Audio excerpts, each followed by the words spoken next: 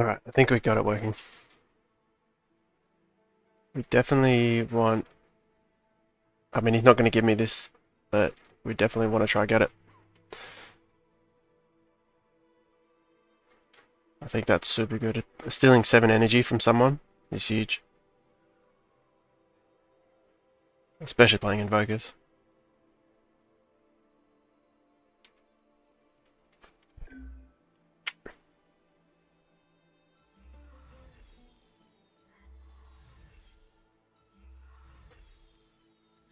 No, didn't think so.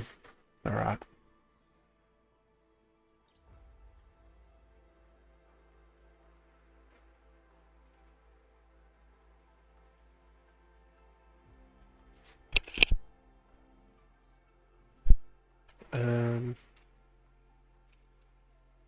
What are we doing here? So we're going to play...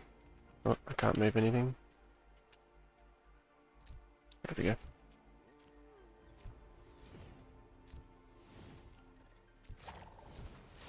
I haven't even checked his team. Ah, so he's playing.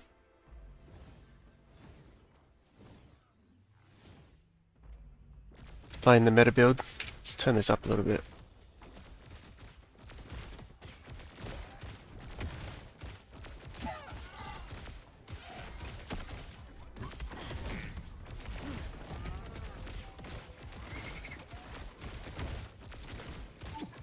So I still haven't lost to the Scoro meta build, but as we climb the ranks, the players should play it a little bit better, maybe. So far, it's looking good. I would like to see where he's going to play, like which side he's going to play. But I can always switch around later. I just need the strength now, I think. So that gives me the 2 steam, 2 invoker, 3 water, 3 bulwark, and I'll play my Gallant right at the front here.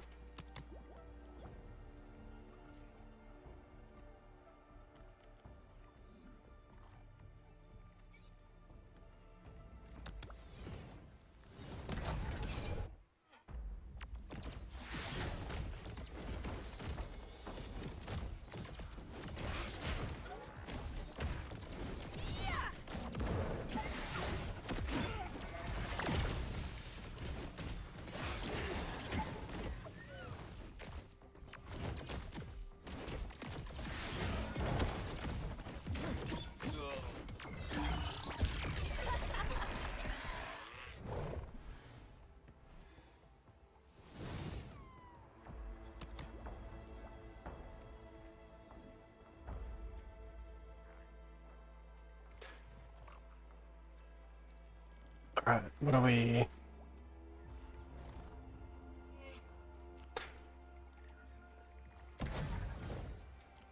I think this is the move. By round 3, we've got our pretty much our full team comp. We just need the rake and the last bowl walk down, but I think we need the strength early. I could play... Yeah, I think the Granite Invoker is a better move, but I definitely need Indomitable down on my Goliath.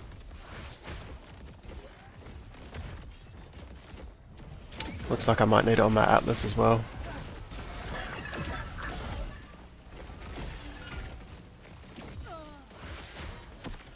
My Jill have just one-shot both the Scoriox and the Ranger.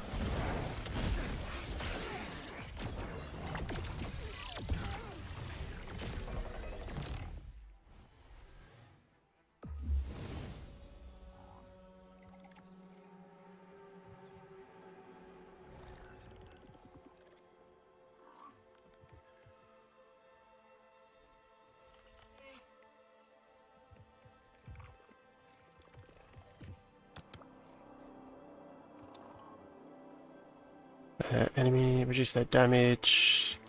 No, we just want the healing, I think.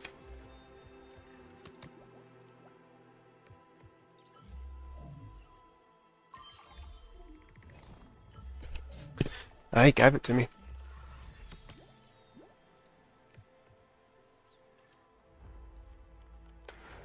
What did he get? Have their damage reduced? And Slayer. Was he AFK? I wasn't actually watching. The damage reduction actually could have been good on for my rate. Let's get... Definitely need Indomitable down there. I think it's not bad here as well because he was getting... I think he died first. Let's get my rate down. I don't think he's going to swap sides.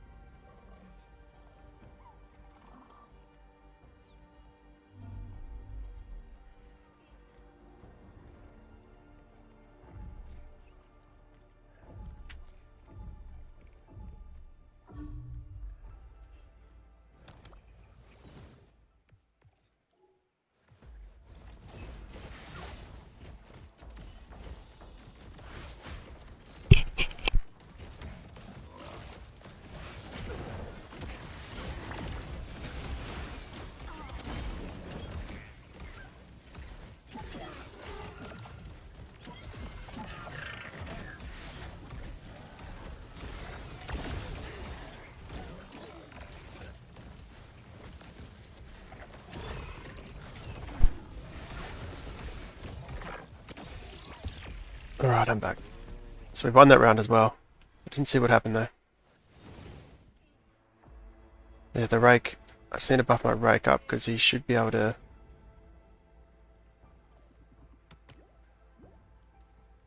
be very disruptive in the back.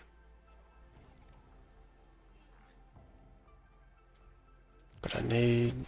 Let's buff my ranger.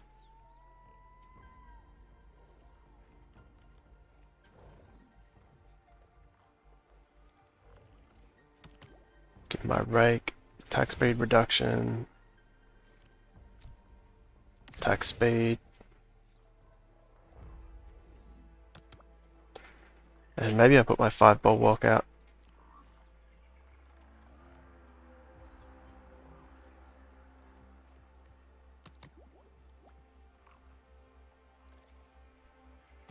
Maybe that'll have him path this way a little bit. Alright, let's try that.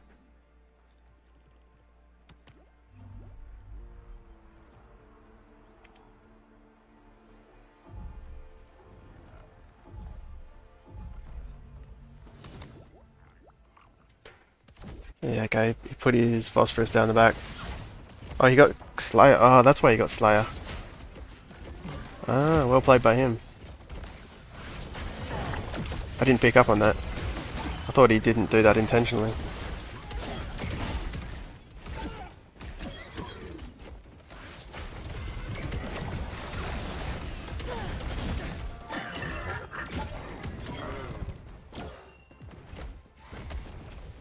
Far out. Okay, that makes it a lot harder. So he just wanted Slayer because it has you blink to the back of the board.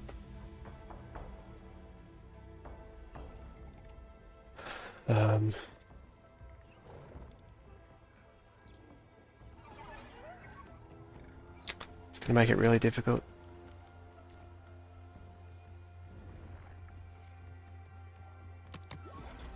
I wonder if he'll try to predict my swap.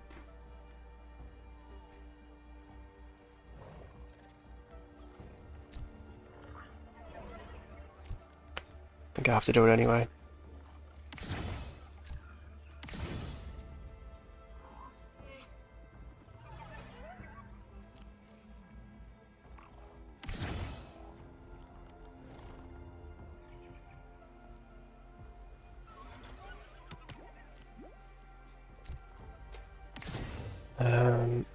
And my Rake really isn't doing well. I think the Raptorus is just doing a ton of work between Raptorus and the Magma.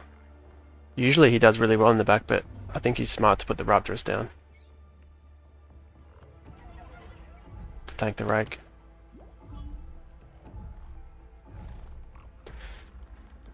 Yeah, he predicted it. Yeah, this is... I didn't pick up on the Slayer. This is screwing me over like crazy.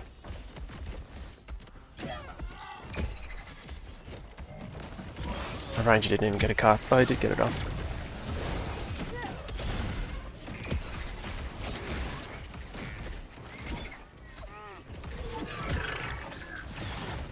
Can I kill him? No. No chance. I think I'd die there. Oh well, we can throw that one away because we gave up the Slayer. Oh, my Phosphorus got him. Maybe I'll live this round. I shall not be defeated.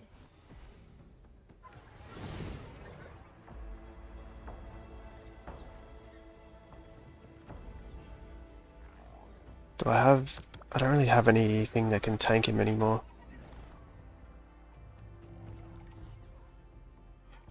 Just wonder if it will switch his whole team.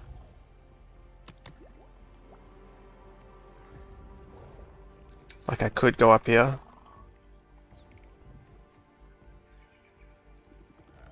I may just have to risk it, to be honest.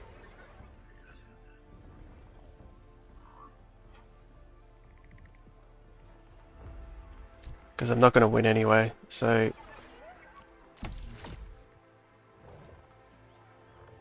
Do I give up my Ranger or my Phosphorus?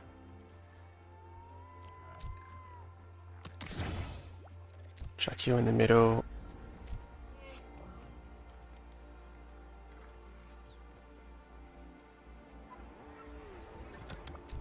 Let's have my Duelif casting sooner.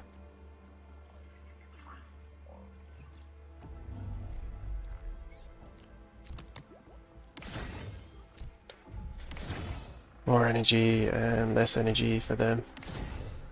Yeah, I don't know about this one. Makes it so hard with the Phosphorus coming into the back. Alright, he didn't swap.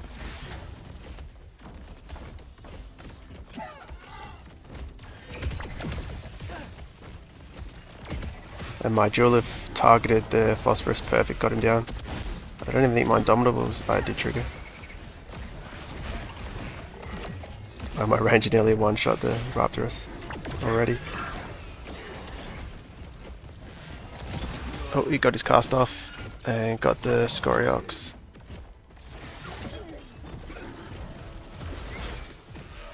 Problem is I've still got next round to try and predict. Let's get some augments down first. I don't really have much left.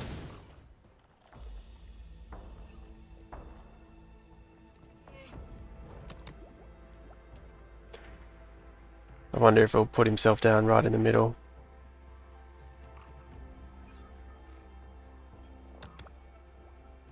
Speaking of being in the middle, I think...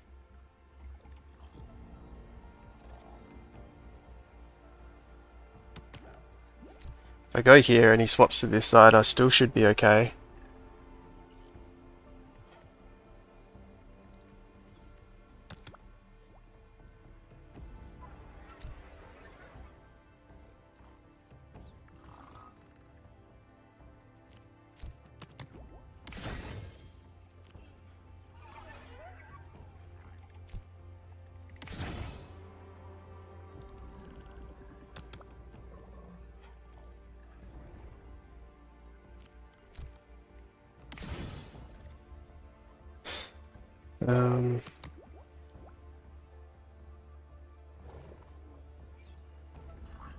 Where do you think he's going to go? I think he'll do a swap to this side.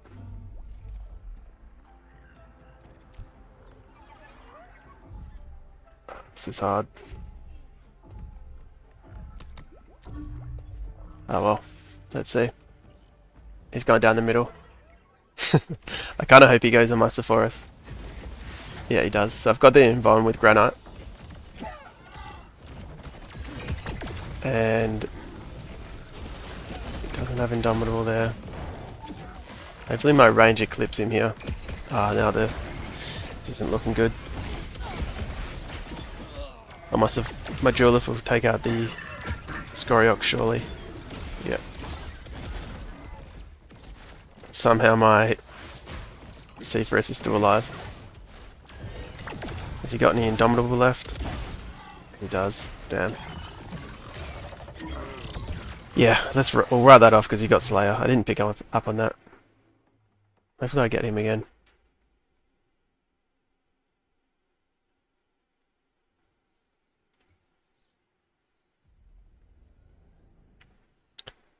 What else do I need? Maybe Invon. Maybe I'll grab an Invulnerable.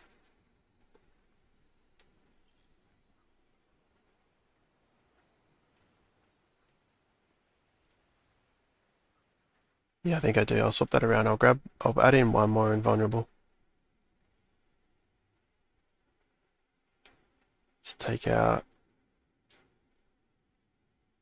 the 20 cost attack speed. I'm not going to have it for this game, but Invuln.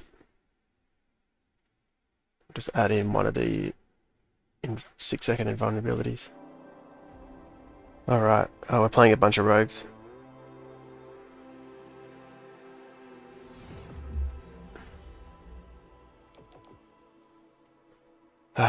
Do I...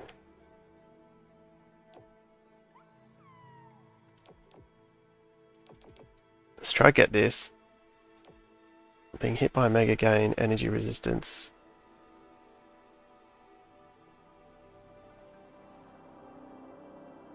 I don't know if I care about that. I'll try to do the old switcheroo. His rogues will jump and I'll make one of my rogues one of my invokers a rogue.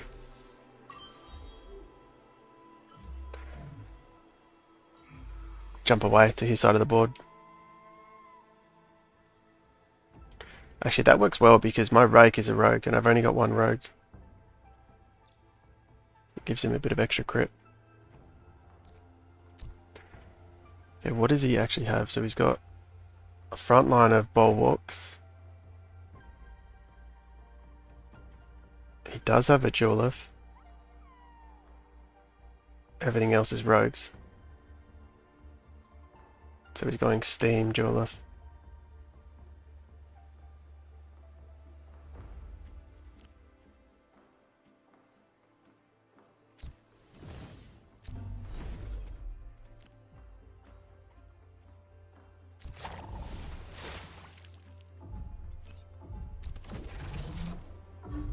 So I'll have my Gulliant right at the front.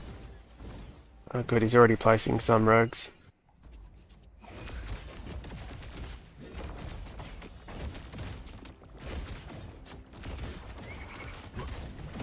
I haven't actually played a rogue matchup yet.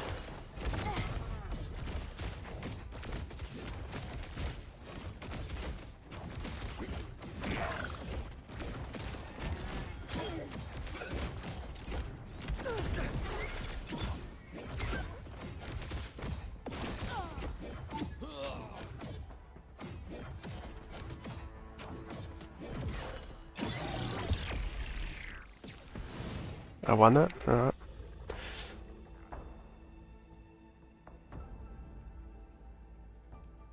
Possibly wait and see his positioning. Maybe I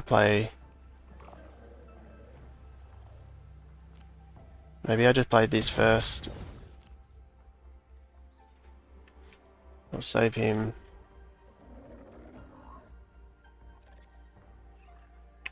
I won the first round so I can sacrifice a bit of health here. Why can't I see my ranger? What's happened here?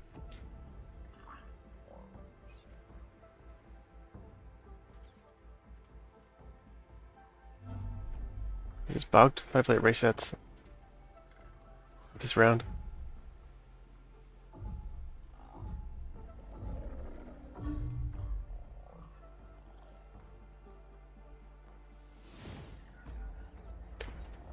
Oh, good, we can see the... Oh, there it is. So we know where the Umber is.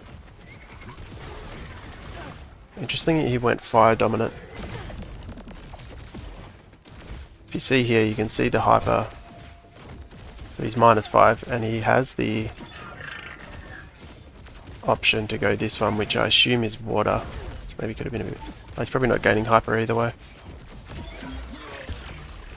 Your download is complete.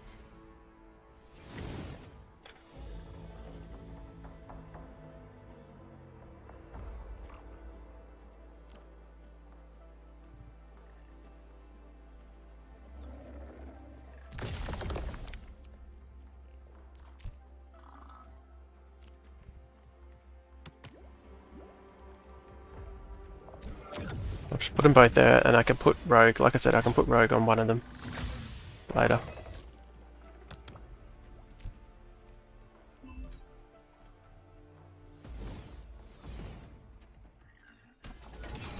Hopefully my Atlas tanks both. Nah, the Volante flipped onto my Jawlif. It's bad timing.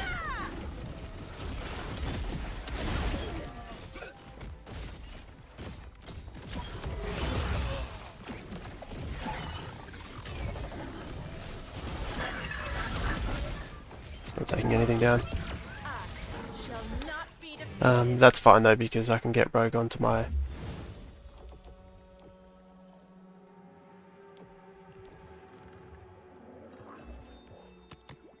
See if he gives me the crit amp. I can get Rogue onto my Jawlif.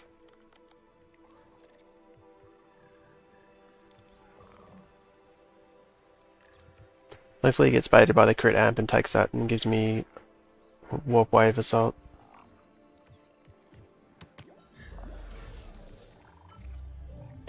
No, he did. I mean, that's a lot of damage for him. But if anything's going to change this game, it's going to be me getting this. 7 seconds after combat start. Let's get my Jawlif out of the way.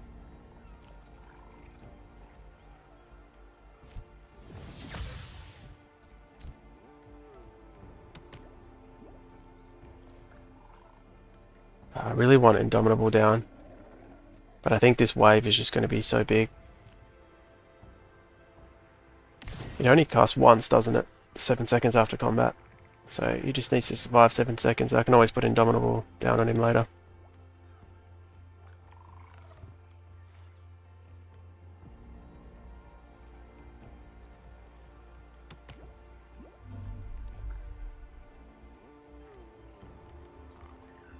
I think he might put his Jawlif down now, and maybe he'll actually put it over here.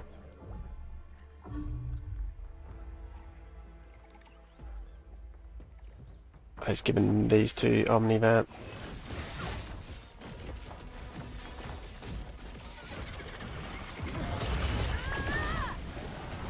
Huge wave. Allows my Jawlif to cast again, definitely. Too easy. He spent a lot on getting his Umbra, like, between these two augments, these two, and these two. That's a lot of his mastery points. But I think he'll get his Jawlif down this round. Alright, we want the Indomitable here. Indomitable. Indomitable.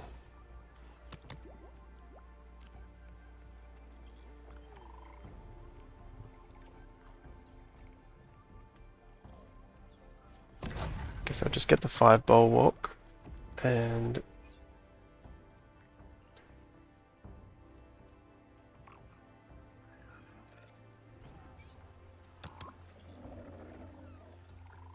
I think I kind of want to give them less energy. Let's give myself more energy. So this gives the team gains energy every 5 seconds. 8 energy is quite a lot. Where's this, a Bulwark?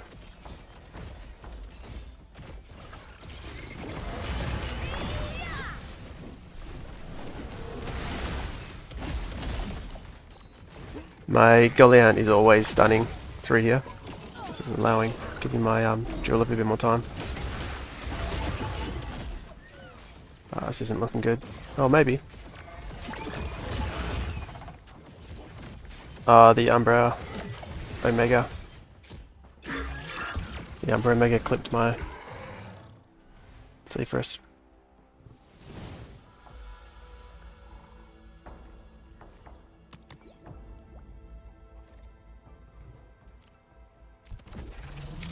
Okay, let's get my Ranger a bit bigger. Put him there. keep him away. I would really... I need my Rocco to... kind of want to switch these around.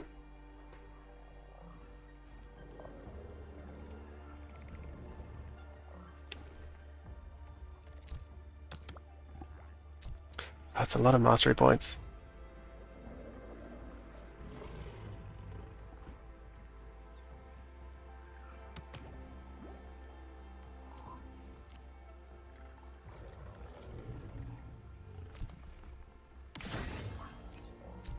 Seven cost, not as much. There's so much I want down. Right, my range is a lot bigger now, but he's still probably going to get clipped by the... See the Umbra, every time he's critting, he's gaining 8 Omega, and his Omega hits the 3 closest targets. So pretty soon he's just one-shotting everything. And now he's got steam down, 3 extra steam, so he's getting so much energy.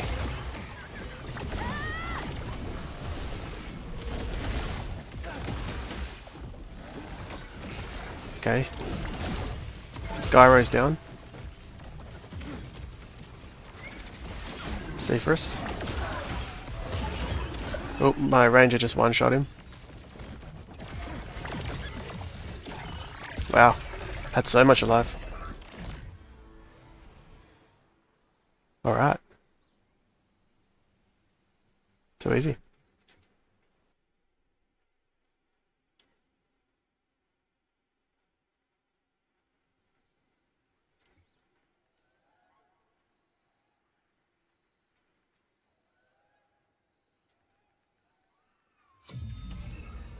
Scrub it up.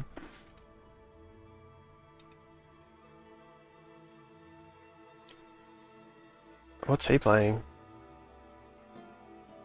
Kinda similar, he's going Umbra.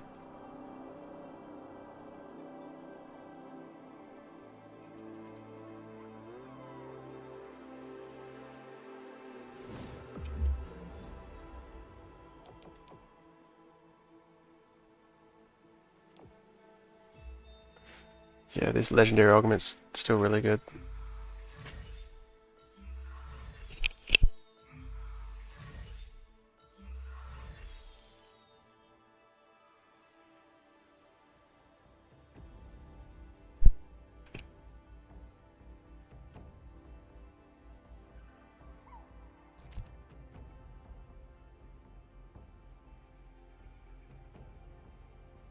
So he's only got the Umbra, and he's probably going to save it till later to put down. In terms of assassin, like rogues.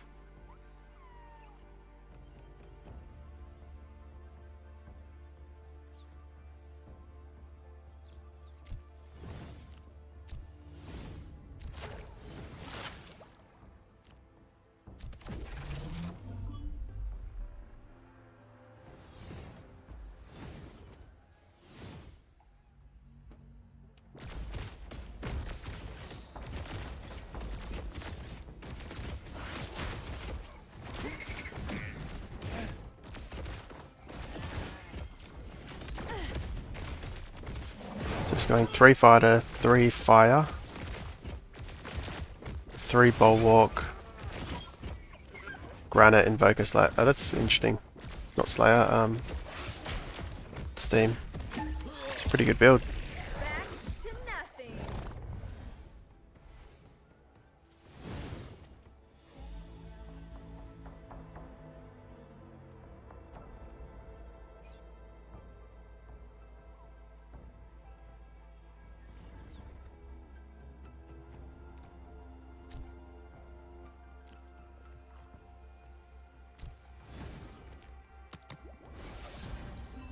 I know I'm giving away the positioning of my Julef, but I don't think he's going to play the Umbra till later anyway. I'm not going to be able to wait it out.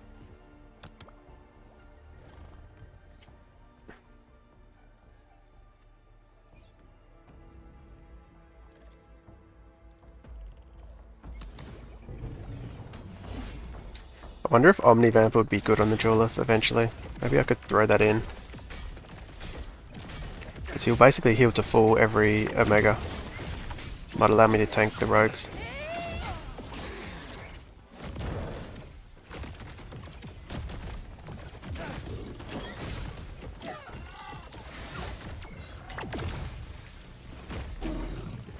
So satisfying.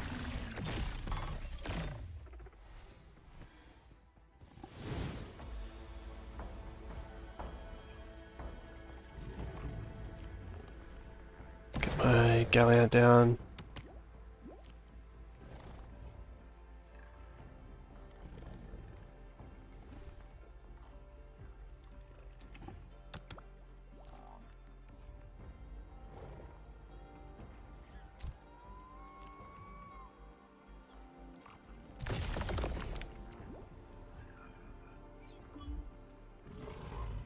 See if he puts the Umbra down. Yeah, he did. Oh, he's gone Slayer. Steam. He's going heavy on the Umbra.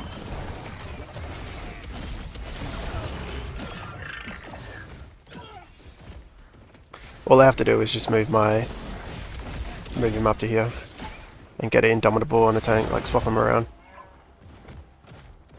It's just annoying because it costs mastery points.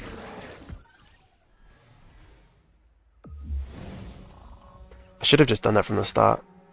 I don't know why I did. Yeah.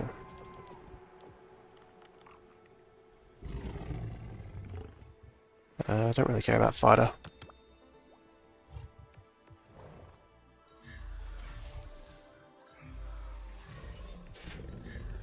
Yeah, maybe next time I'd play these two bulwarks right at the back corner, and then my two carries here and here. You just got to worry about his front line getting on, but he doesn't really have a front line.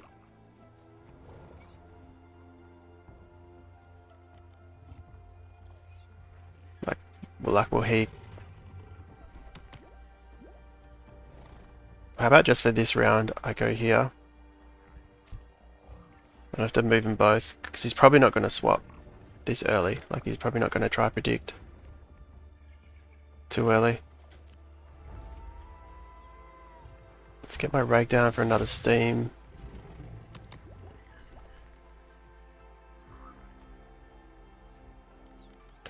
Earth. What is he? He is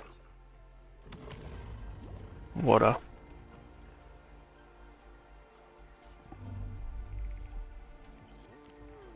Is Earth good against water?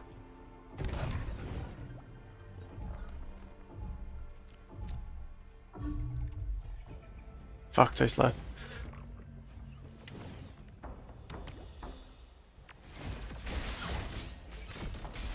No, Earth is strong against water.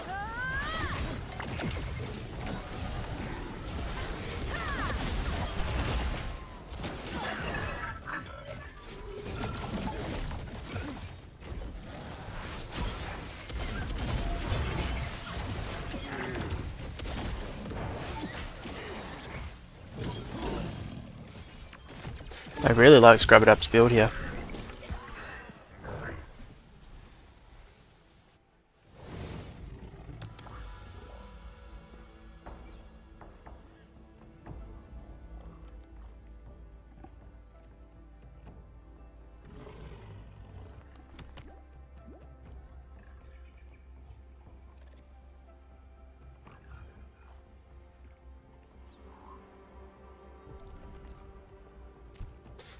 Kind of messed up here because I want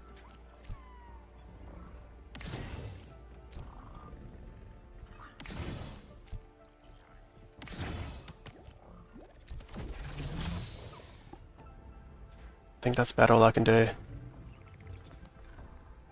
Yeah, I should have known that Earth would give him hyper. I might be dead here. Hopefully between the Gauntlet on my Ranger and a couple of Indomitables will keep me alive, but I think he's just he's a little bit ahead on his power at the moment, and he swaps sides. Okay. Yeah, that's done. Alright, Ranger, get a cast off at least. Oh, we got some enough. Got their Ranger down. Stunned his Umbra.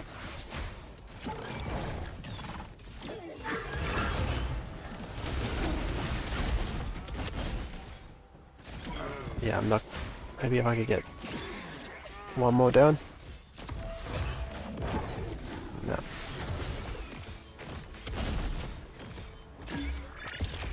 Yeah, I could definitely play that better.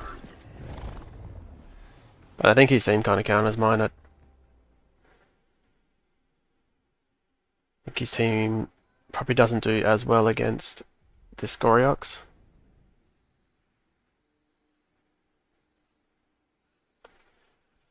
Because he has a lot more way, like in the Scoriox build, he has there's a lot more ways to project the Scoriox.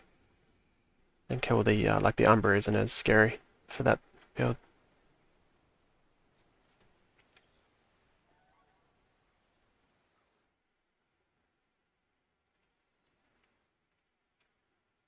Let's just add a little bit of Omnivamp to the team.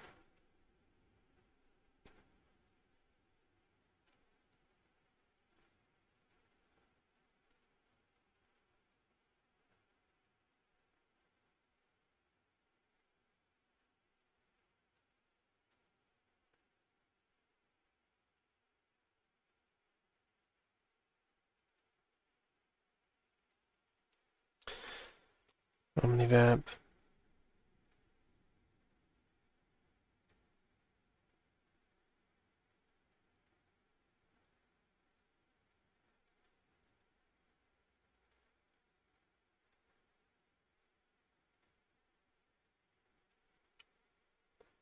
And resists.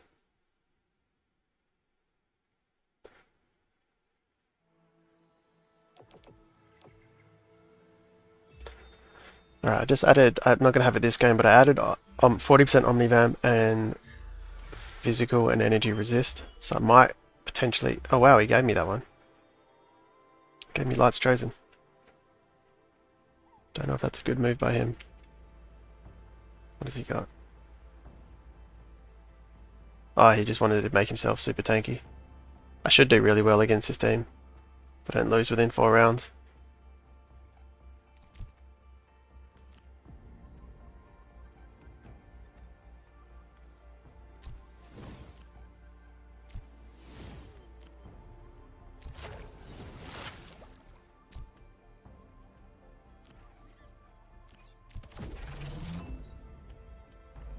Yeah, Light's Chosen on combat start, holder and its 2 nearest allies gain 40% attack speed and Omega. So 3 units are going to be, and I could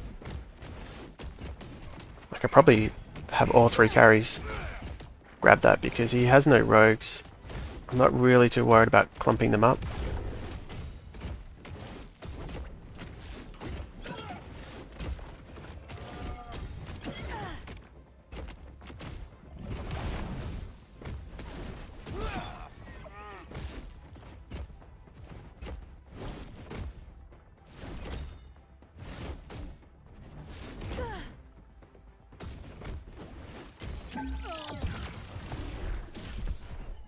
It actually is a bit scary because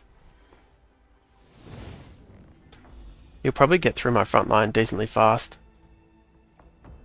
And who knows what happens after that.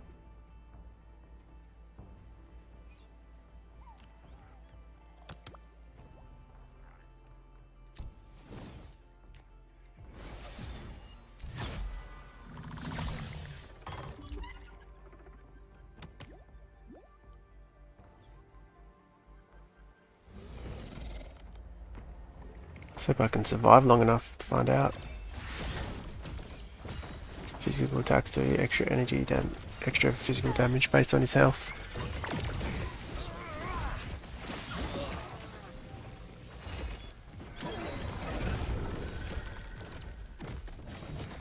So he's eventually going to get Verdant out.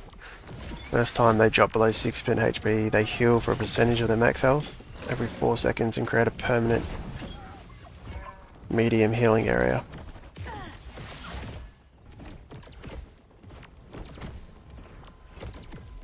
So he's going to put himself in a ball here and have a nice little like healing zone while everyone having Colossus, and then he's spamming heal 8% of max HP. I think that's every 4 seconds or something.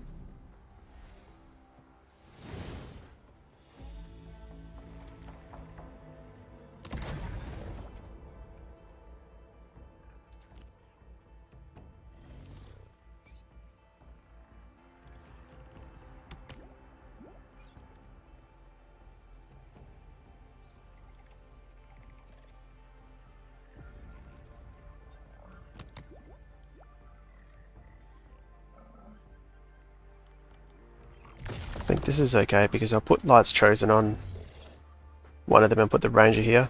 So all three will be gaining from it. I know it's maybe not great to have them that clumped up.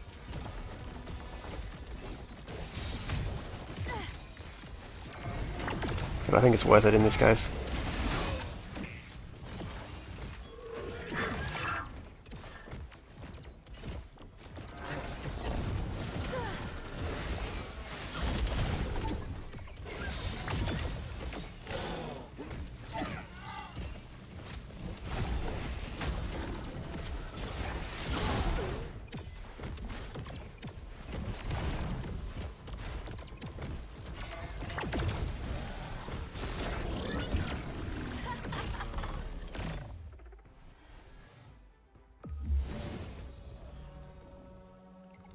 Eight seconds of Invon.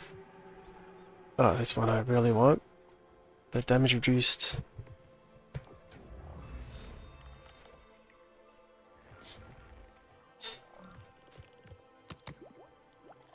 I mean, that 8 seconds of Invon could be pretty bad in terms of him tanking one of my Jeweler. Oh, he's not going to take it anyway. Yeah.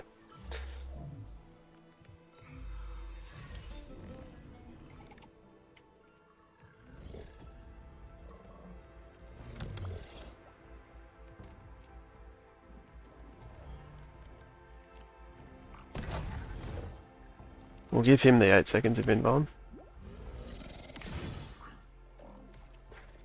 I won't do that just yet.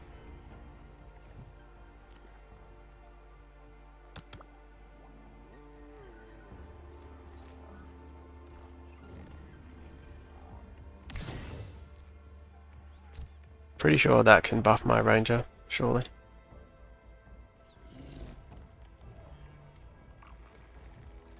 Do I put the Gauntlet down? Or do I go the Rake?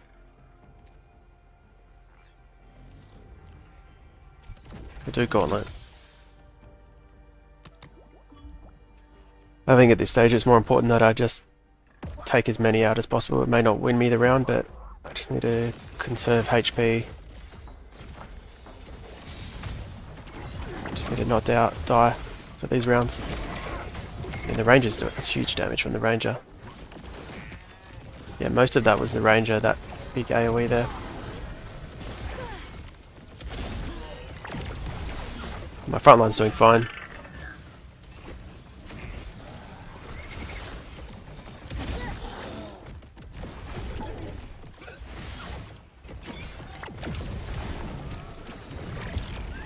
Yeah, the Gauntlet's huge. Should have checked their Omega to see how far they got. Chuck the Rake down for an extra steam.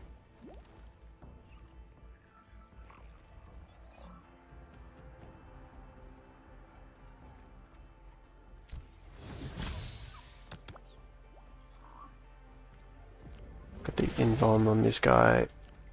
Buff the Ranger again with his armor. And 6 seconds Indomitable onto the Galliant. That was a huge power boost this round. Oh, he's got his 2 Verdant down. And what else did he... Oh, he got his 3 Earth.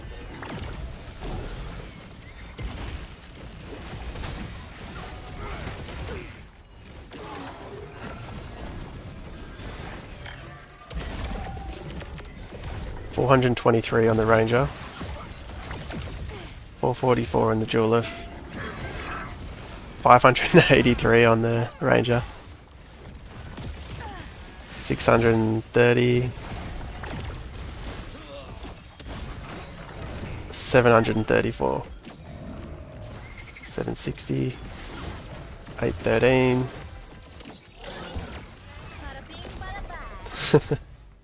It's insane, look at his damage.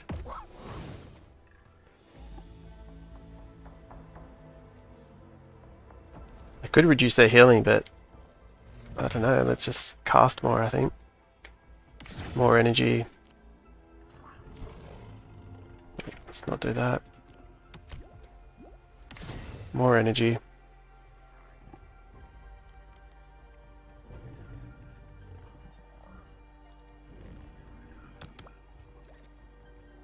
Let's have more attack speed on my Duelith.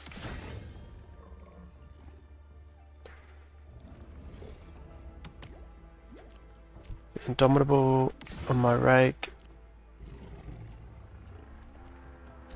Indomitable up here as well. It's only 3 seconds. Reduce their healing, just in case. I can't see me losing this one, surely. What's he going to do now? He's just going to place like all these augments. Oh, he changed to Mystic. Gave himself a heap of attack speed. I guess he casts faster that way, doesn't he? And he's probably got good auto attack damage. Wow, all 3 just got stunned. I probably could spread these out a little bit more.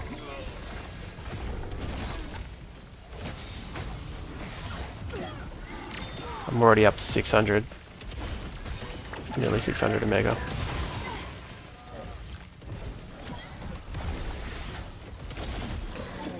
It's just so much. Too much. Shall not be defeated.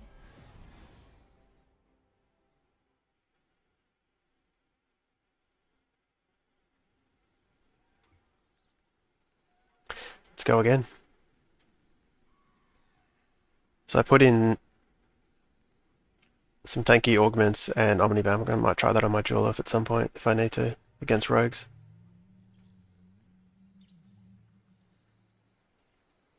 Is it loaded in? No, I can't see it here, but it'll be in-game.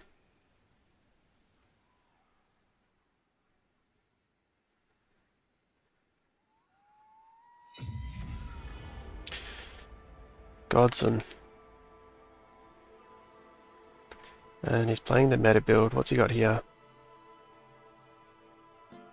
Yeah, he's probably going to play the on takedown. He gets attack speed. He's got no rogues. Should be good. Do I care that he gets Arcanite? He probably...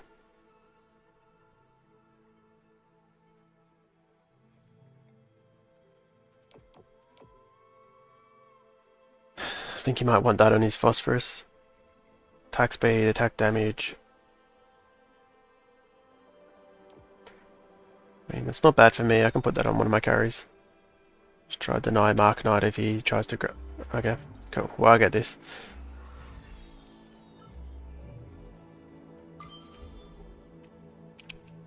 So I should give him 4 Arcanite, which is a little bit scary.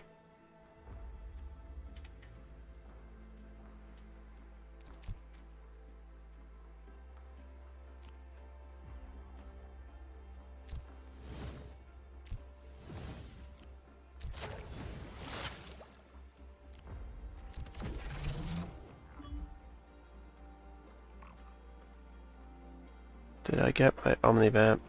Maybe I put the Omnivamp and this Visionary Vanguard on my Duelith. Which I think that's a bad move. I don't think I'll do that.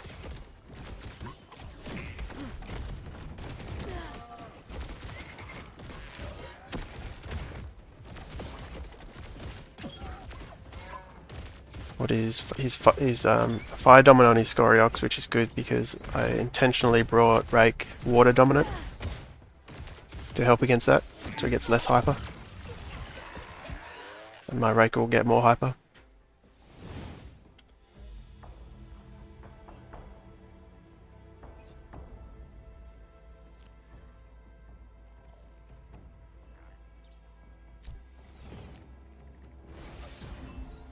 Start that up.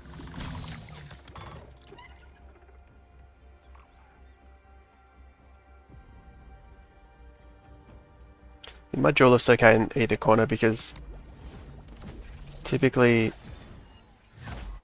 either corner I play, Scoriox's still going to be the furthest away.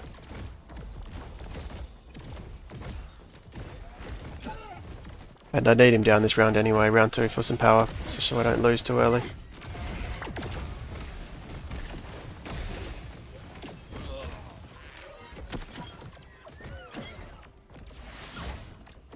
I think I win this.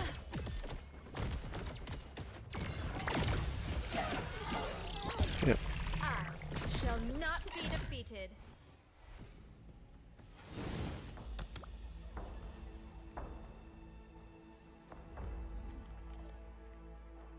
I could just put my rake down, but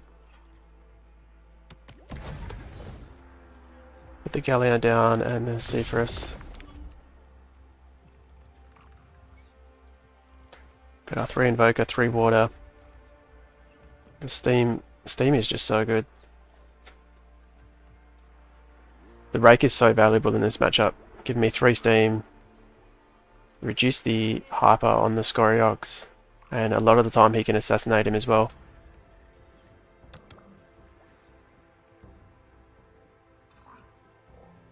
I can even put a slow attack speed on him. He might put his Raptorus down here at the back, because the Raptorus is very good at 1v1ing the rake between Toxic and just being a fighter.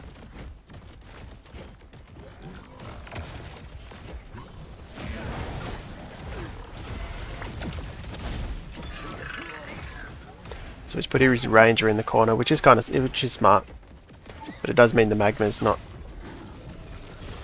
helping the team. What happened there? Why did I get interrupted? It's weird if Taunt interrupts like that. Shouldn't interrupt their Mega. Damn, didn't even get them down. Yeah, I'm pretty sure that was the Taunt that interrupted him. I get that Charm would, but Taunt's... I don't think that's probably not as intended.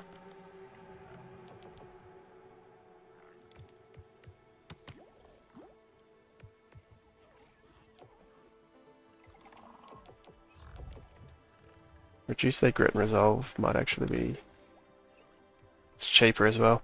I don't really have room for a 40 cost augment. What's this do? It's just going to give him regen. It's going to damage everyone in an area. I got it anyway. Could be good in my Galleon. Taunt does interrupt your left route as well. Damn. Thanks, Alexandra. Yeah.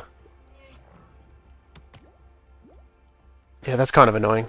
I wonder if that's as intended. It doesn't seem like it would be the kind of mechanic that would do that.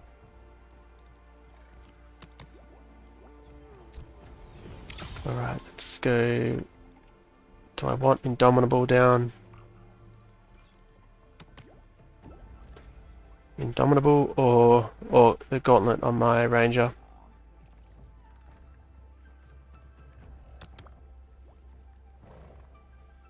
I'm gonna go Gauntlet.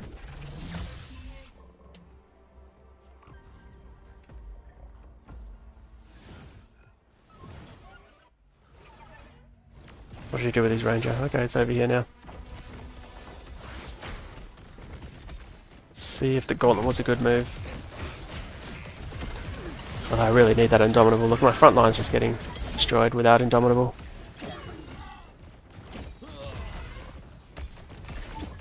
The Ranger's most damage. We just cleaned up those two. Maybe one more cast? No. Alright, it's not looking bad because if I did that well without Indomitable down yet.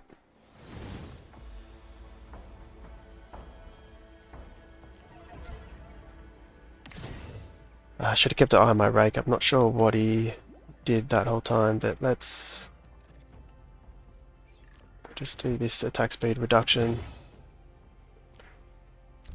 And Indomitable on him.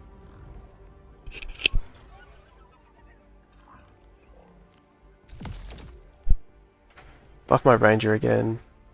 And who do I want in this second the last Indomitable down on? Or maybe I do this. Give myself the 5 Bulwark instead.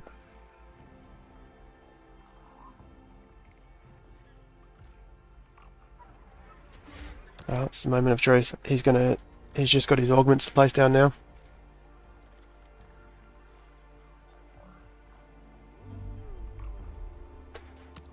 Yeah, my team doesn't allow much hyper at all in his Scoriox, which is good.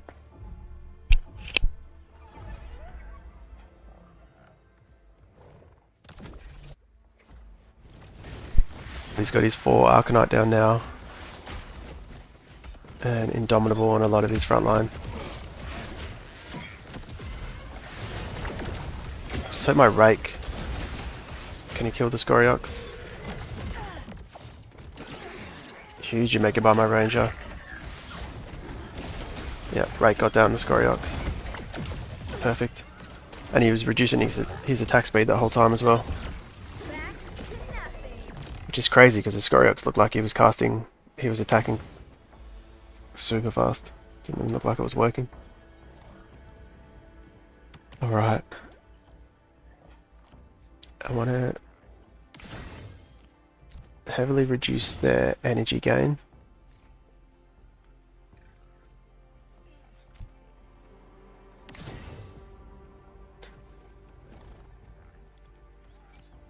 Give him invulnerability. I wonder if he'll swap sides.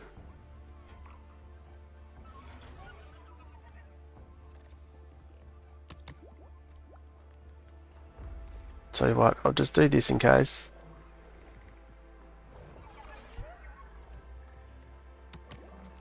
It's not a huge Indomitable, but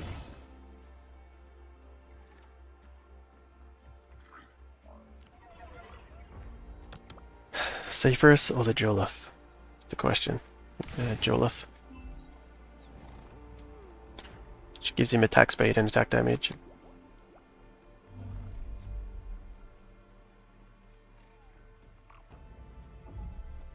I feel like I didn't put a lot down. I guess I just reducing the energy gain by quite a lot actually. He did shuffle things around. So this will probably mean I'll hold up his Phosphorus in the back on my... Yeah. This isn't too bad. I wonder why I didn't use crit here. That's a very wasted Jewel of Omega.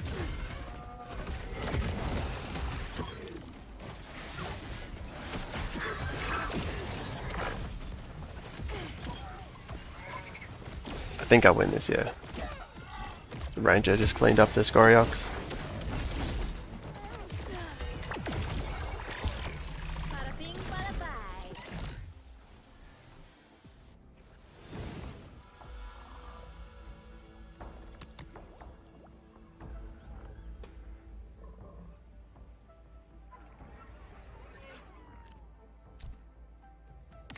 Reduce their attack speed. I wonder if the Scoriox is in range.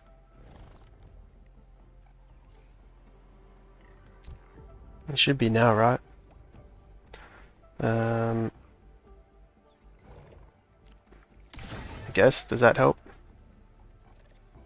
Energy regen, I don't really care. He's going to do damage to everyone. So it's energy damage equal to their total health regen. Doesn't even have that much. I don't know, that's weird.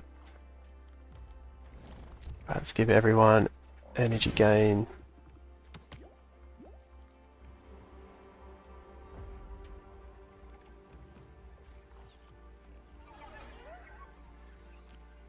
Maybe more attack speed. And more energy gain. Not sure, what else did I leave? Energy at the start of combat. I think the energy gain's better over the duration of the fight, because it's not a super quick fight. Does Scoriox still have glitch? I think it does. I think... Yeah, I think on crit, I think his Omega is still... The AoE damage is still stacking that on crit extra energy attack. But there should be a patch really soon. I think they're probably waiting for that. They said it a couple of days ago that it was out like any moment now, and it still hasn't come out. Oh, that Indomitable. That was so big. Oh, that Ranger has taken so much. Far out, I think I'll lose that. Damn. Pretty sure that Ranger just soaked up a lot. And that Indomitable at the last minute was insane. That was close.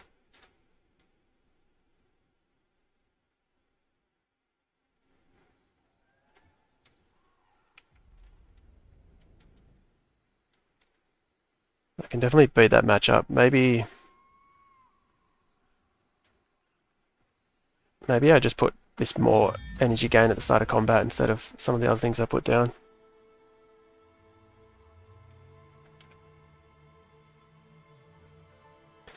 But yeah, Scoriox is still bugged, I'm pretty sure. I don't know if it's necessarily a bug, but it's like not as intended.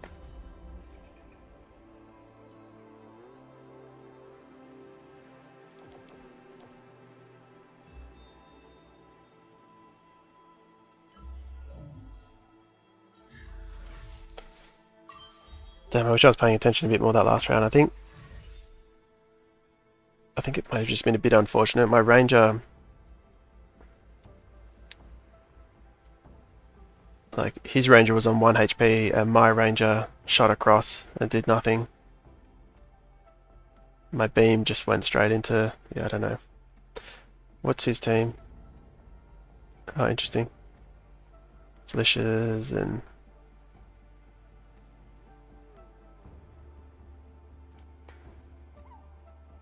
I don't know what I'm doing here.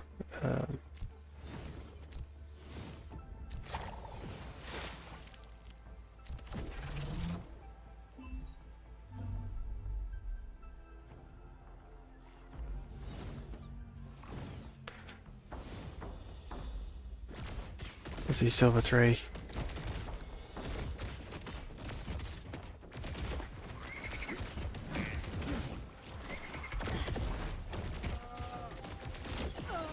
It's kind of scary with all these flishes and the Alfie.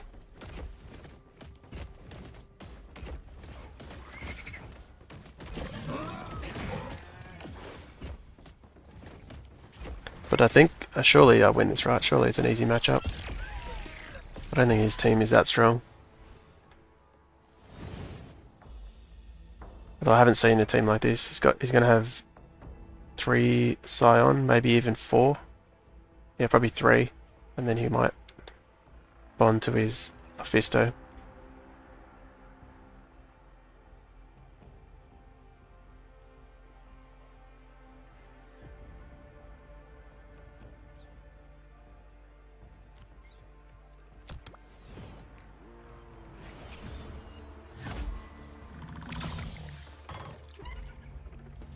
I don't really have anyone that can tank all the flishes and the Alfie.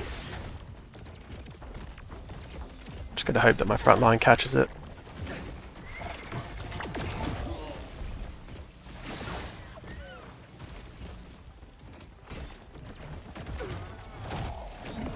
But the good thing is I have a rake, whereas he doesn't have any rogues. Bada bing, bada bye.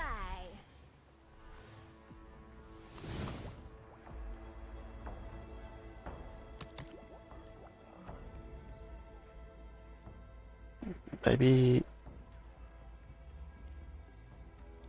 if I put him there, he'll catch the Alfie Omega unless he moves.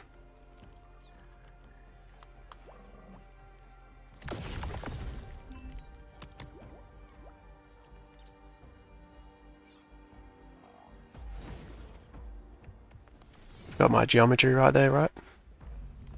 Yeah. The flishes are going to shoot through everything anyway. That's a pretty good angle for him. I just lived.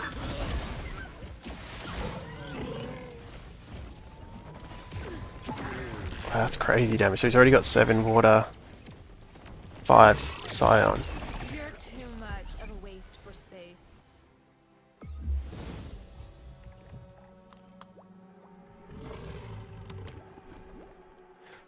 On Omega, all allies gain energy.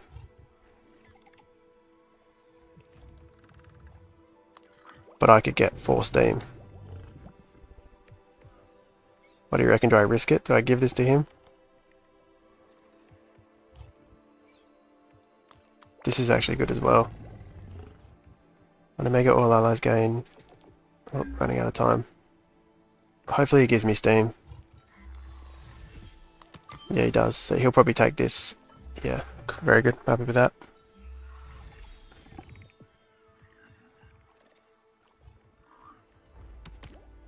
I want to take out this Flesh because he just destroyed everything.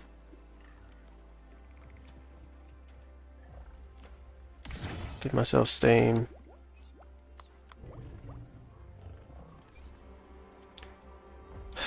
Do you think the 5 Bulwark would be better than the Indomitable on my Galliant? I think it might, because I just need to survive. I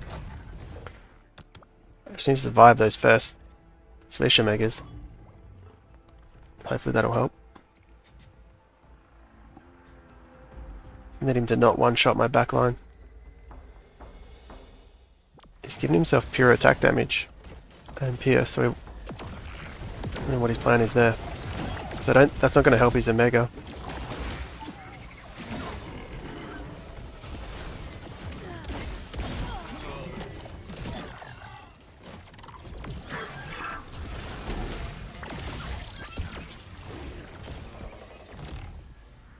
So that's a lot of extra Omega power, and probably more importantly, that energy regen is insane. Yeah, so he really wants... I think with Flesh, there's an augment that gives you... Yeah, this one. He gains 20 energy on Omega. He should have put that down because he's casting quite fast and it'll mean his next cast is quicker. I don't know if that was an accident by him.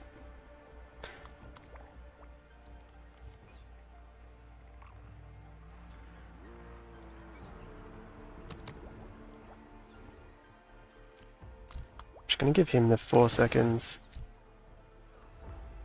Give him the 6.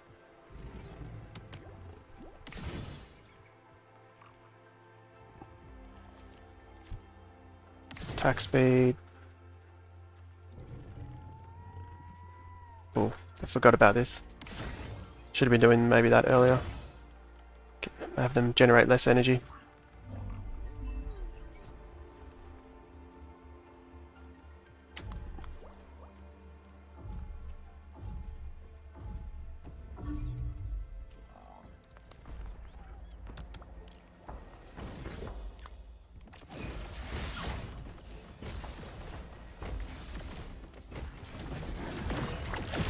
Alright, changing camera angle just completely messes with your head, right? I don't even know what's going on.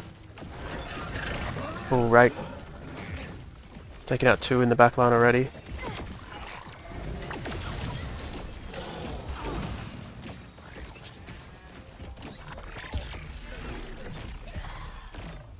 I feel like Rake's got to be one of the coolest Illuvials.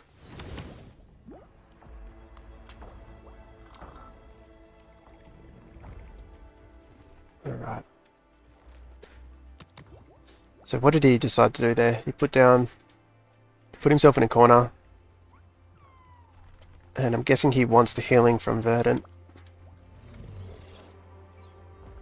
From the Archelion. Yeah, he needs more Indomitable at the front here.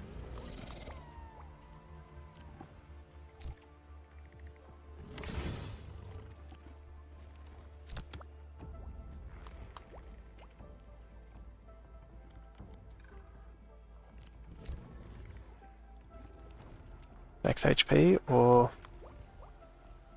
resistance? Go HP, I've already got a fair amount of resistance from here.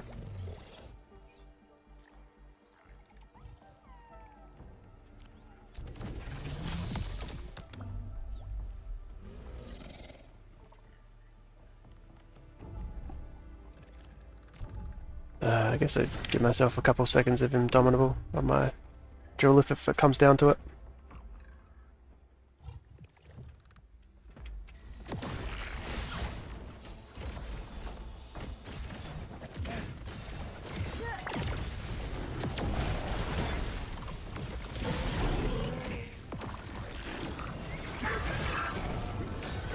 That ranger. My ranger just one-shot like 3 of them.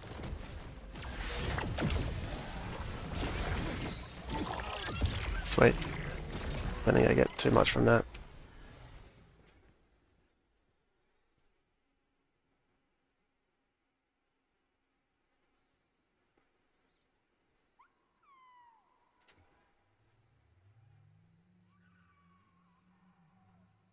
Alright, I'm going to load in and be right back at my order.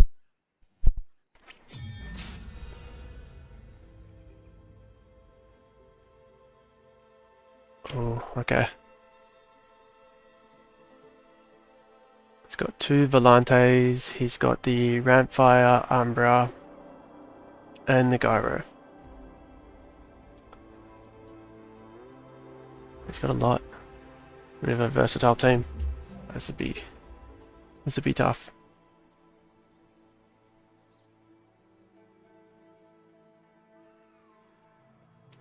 Reduce their damage and stun.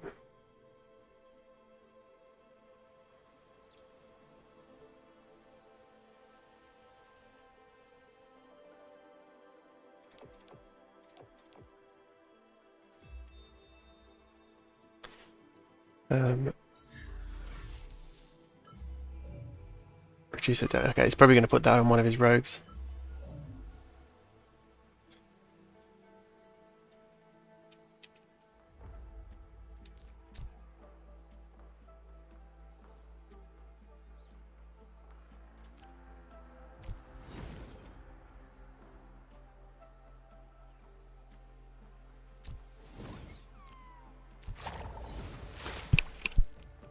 Back after I place this.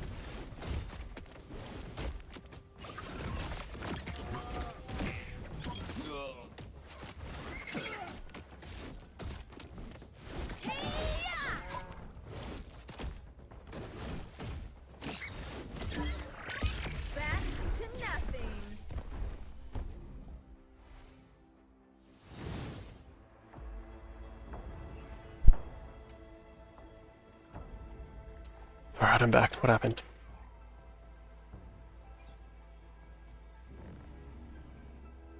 He doesn't have a toxic with that. He's just got then another Colossus.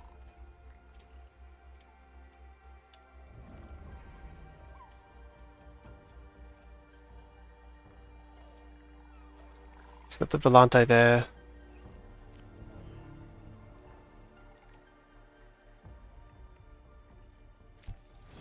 I just have to do something like this.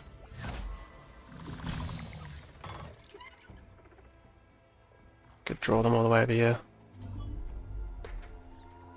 It's gonna be...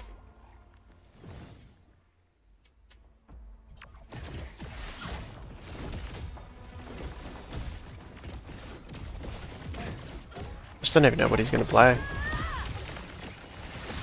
Is he gonna go 3 Colossus and then Rampfire?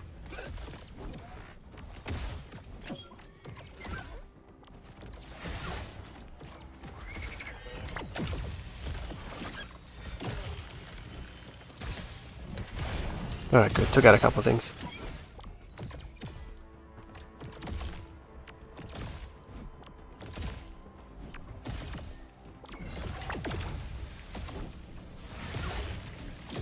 Oh, nice.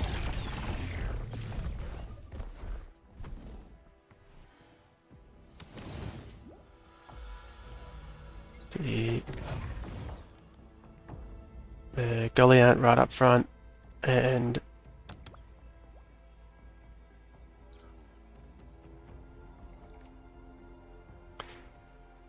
Where do I put the Cephas? That's the question, because I've only got...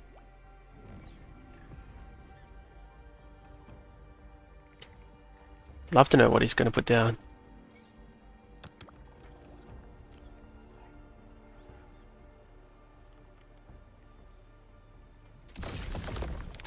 Put him there.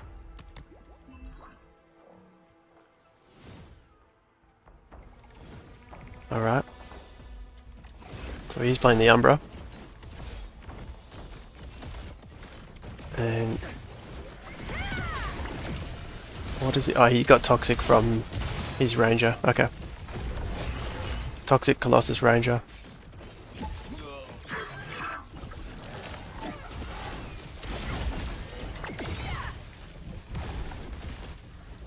I wonder if this is the time. I might try...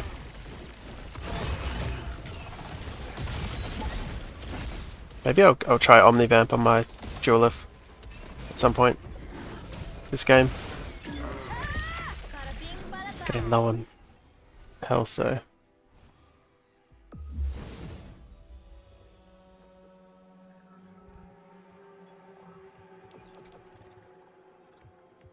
Maybe he'll get the... oh, that taunt's nice. Could come in big. Maybe he'll go Verdant. No.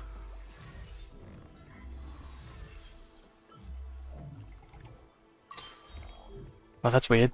He took the taunt and gave me... what did I get?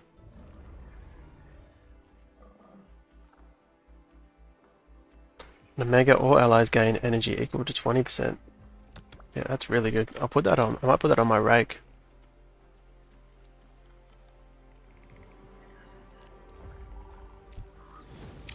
Rake down.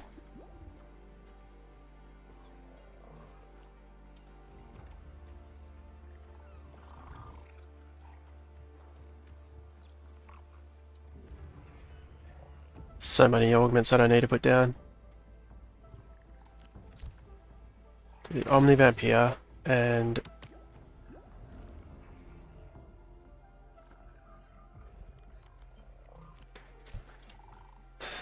get the Indomitable down. Maybe if he doesn't place augments on his Umbra, this could be enough to let me tank him.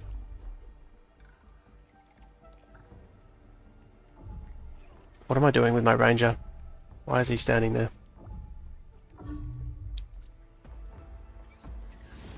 Oh, that's bad. Yeah, I also wanted my another Bulwark that I've got to go down. Yeah, I got stunned. Okay, that's... I might even just die this round.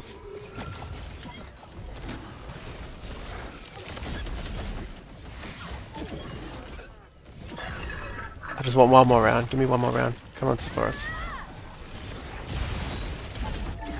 Far out. I feel like I can win that if I just get to the next round.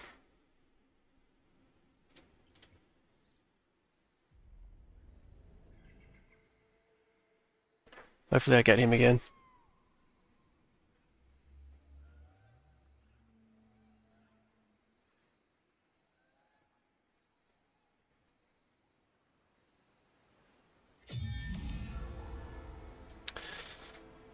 That's frustrating.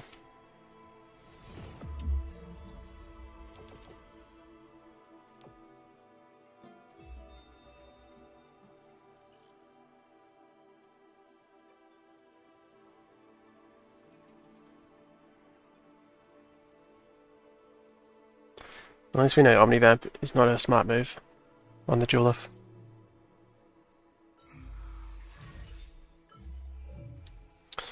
Although if I had have just tanked that his Ranger, I had to put down my Bulwark at the front, the last Grocco. I think that's what really screwed me up.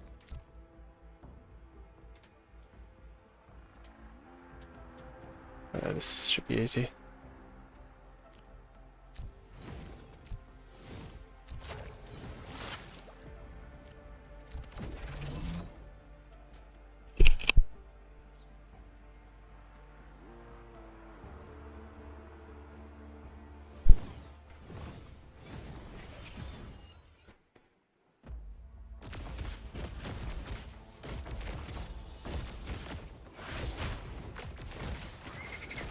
Wish you could choose in which direction you want to be queued up with, like higher elo or lower.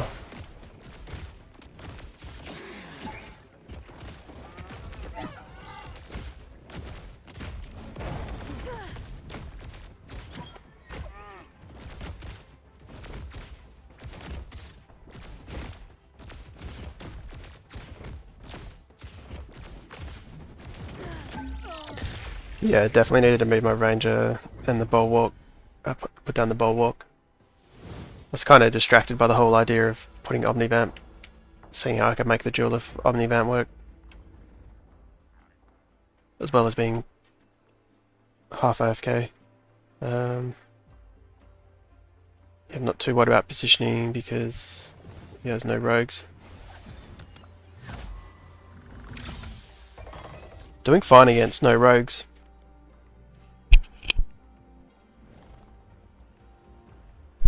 I think also because I haven't played, most of the teams I've played, well, I haven't really played casters that much. So I haven't had to worry about like rogue positioning against rogues at all, pretty much. And also it hasn't really been better, it's been pretty easy to beat. So I haven't had a lot of practice with like, playing against rogues, like legitimate rogue teams. Oh, speaking of, he does have a couple rogues.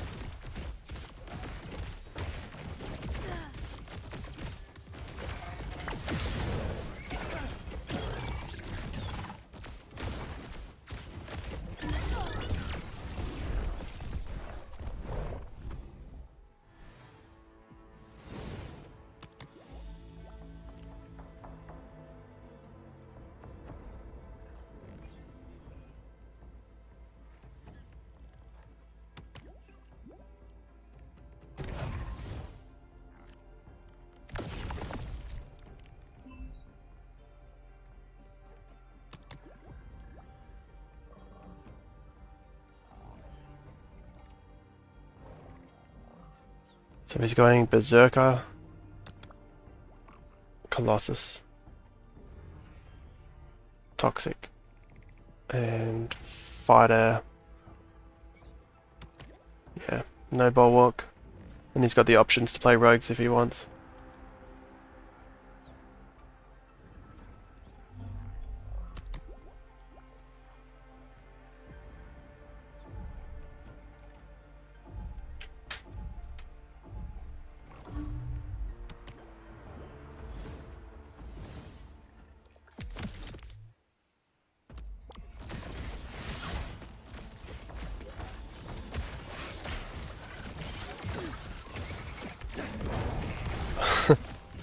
Silence.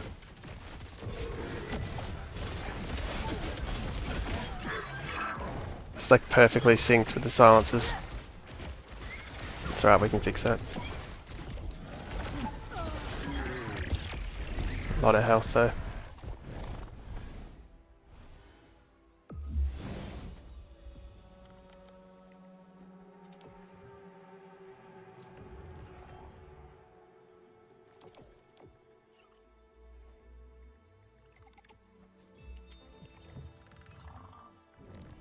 See if I can snag that Slayer. No.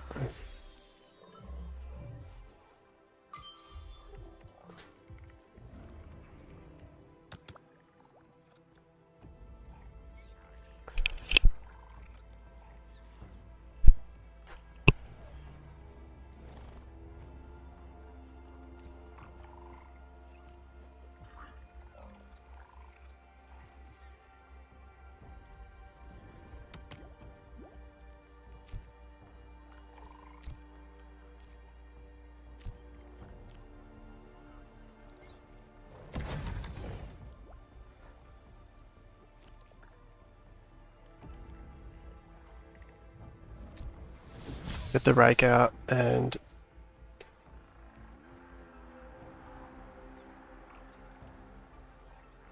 I didn't even realise I had this.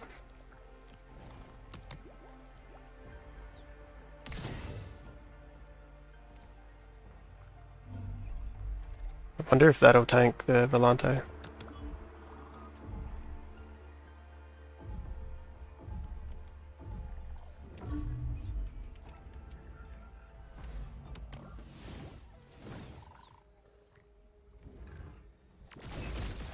Yeah, it did nice. And he put down his gorilla, the predator.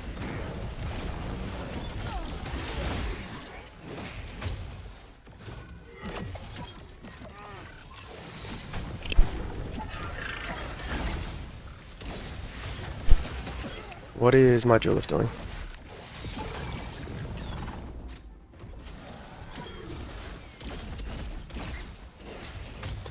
Should survive at least.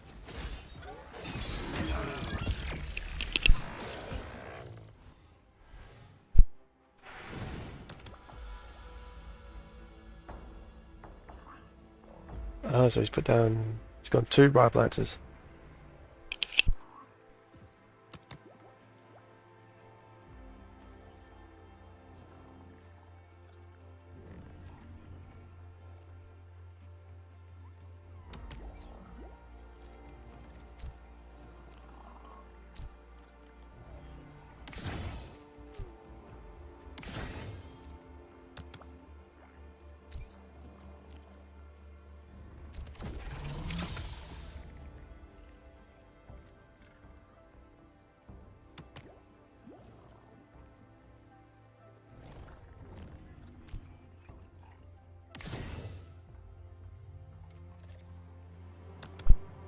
Yeah, super weird cast.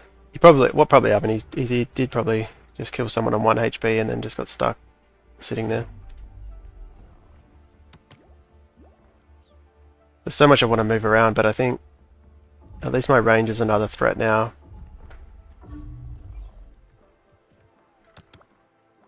Got a couple more Indomitable down. My Phosphorus still might do nothing with the Volante, but I can't protect everyone at the moment.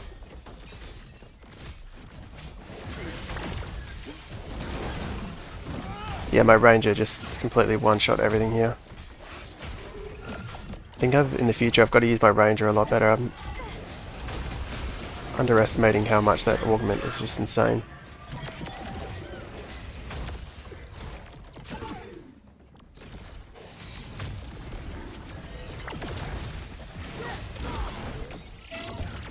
Bada bing, bada bye.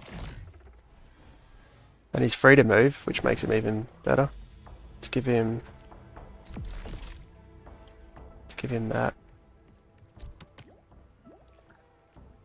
I mean, he could do a big swap to this side, but what can I give? He's already got Invon.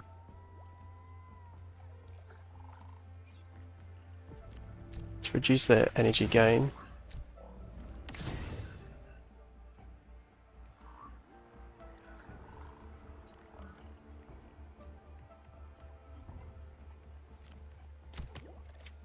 More attack speed because he's stealing more.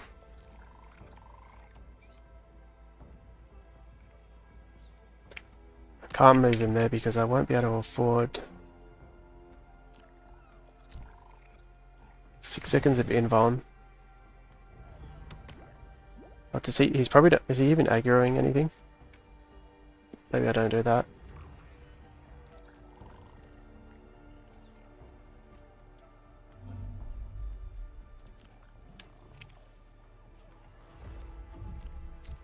What am I doing? Let's just give him Omnivamp. Panic there. There's so many more things I could. I was considering giving team energy regen.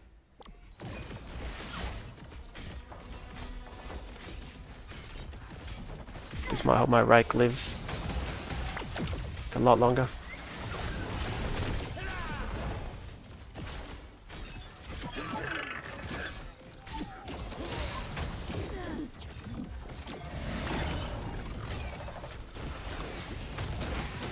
Yeah, nice.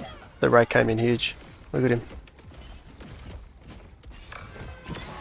It's kind of nice because he heals with his Omega and then he drops aggro as well. And then with Steam he's just casting so frequently. Too much of a waste for space.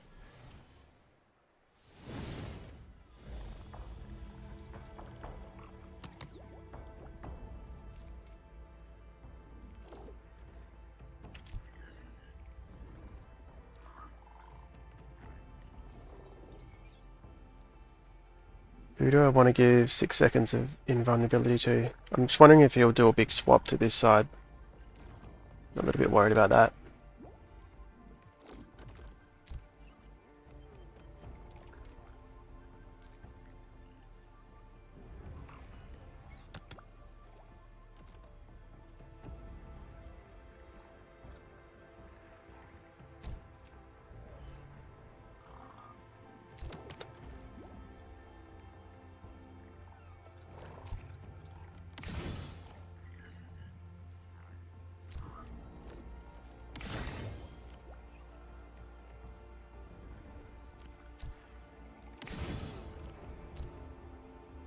Kinda just need to get stuff down now, don't I?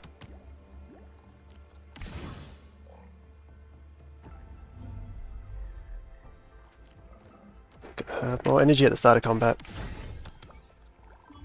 I think is better than over time for this one, because it's just a quick game.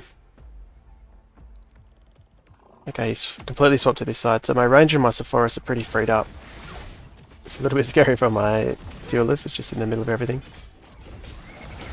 What did my ranger did nothing there. But I did get this reduced attack speed down, which is just screwing them over. They haven't even triggered Indomitable yet.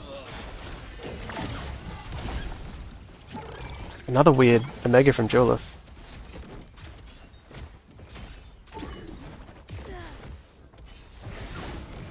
Why is my... For some, my range is not doing anything either. I almost want to replay it, see that again. My Julef just seemed to be Omegaing into nothing a lot of the time.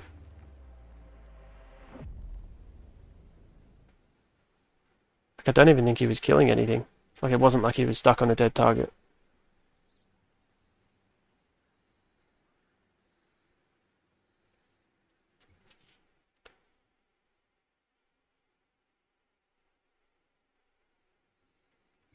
Let's go again and see if I can rewatch that.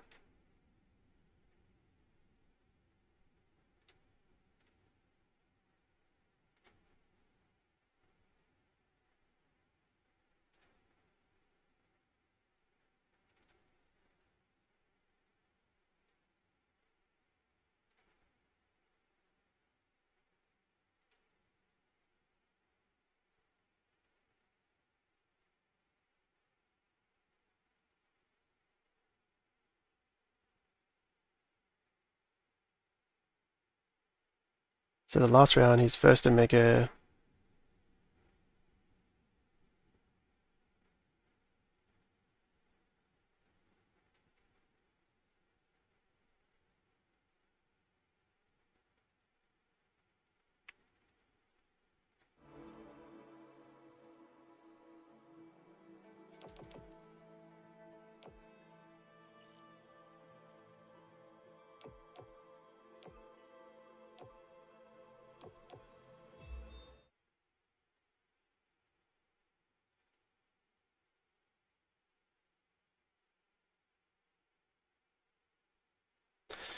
Yeah, the first ranger hit didn't really... Yeah, but I guess he hasn't got his Omega up at that stage. Trying to re-watch.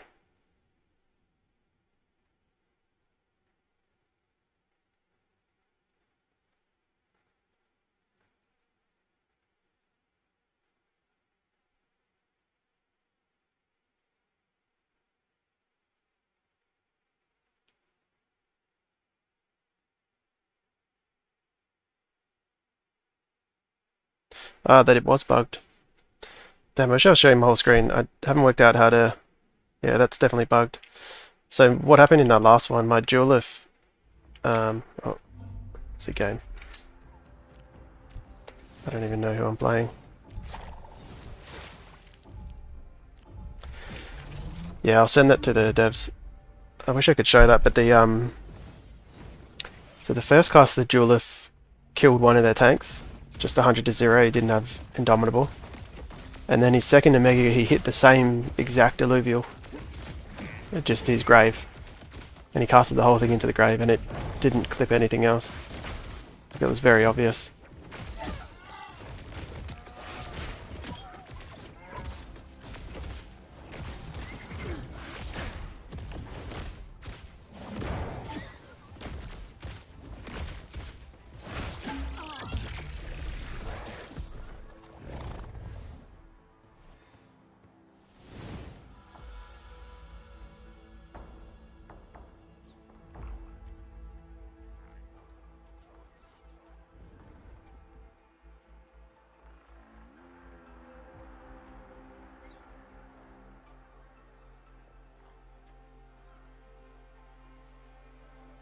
Wait, am I playing the same guy?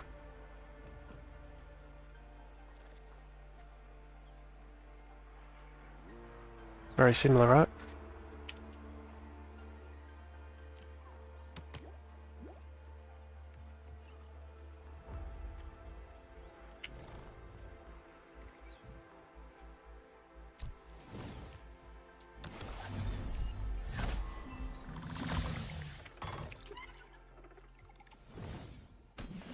Yeah, it's the same guy.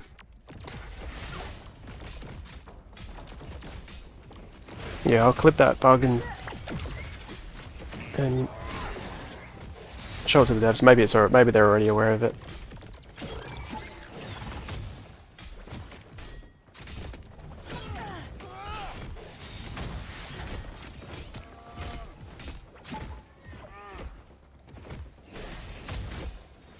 This is a good matchup to practice against, I guess, the positioning.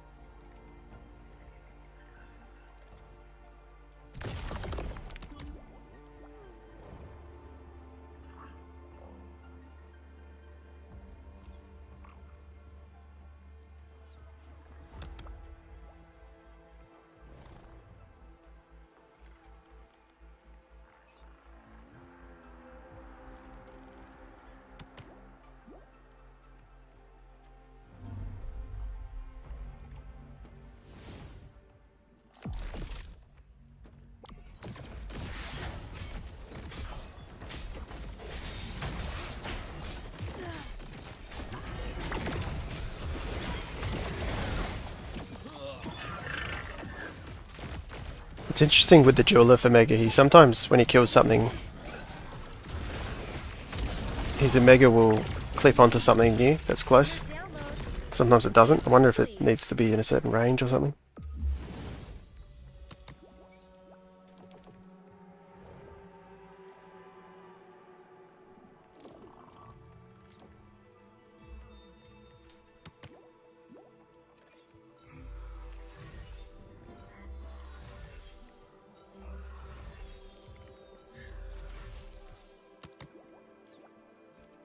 Alright. Well, I definitely need Indomitable down here.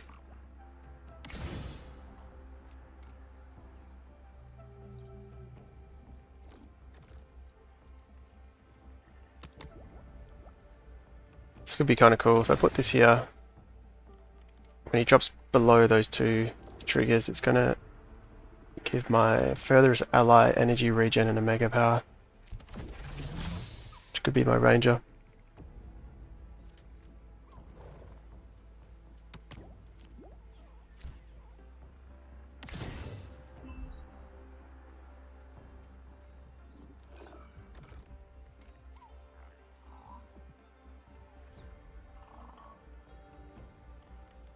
Probably my jewel, if it might be getting clipped here by the monkey is AoE auto attacks. Let's see.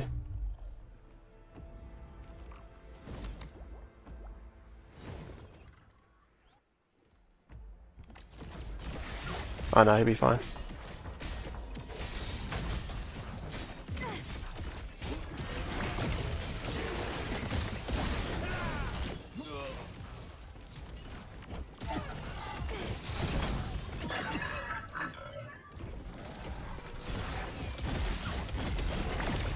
Yeah, the Ranger with Steam is just so crazy. I like playing the Augment earlier seems to be the way to go. I shall not be defeated. Sorry, the Gauntlet, the weapon.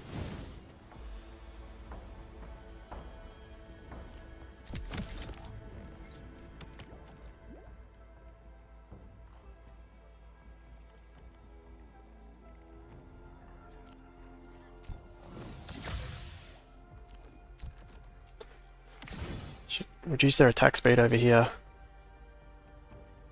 And give myself another steam.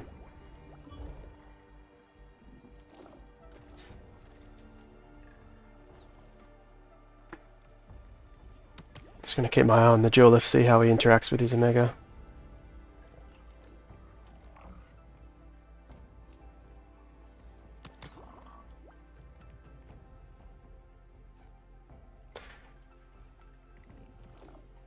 GA damage, yeah.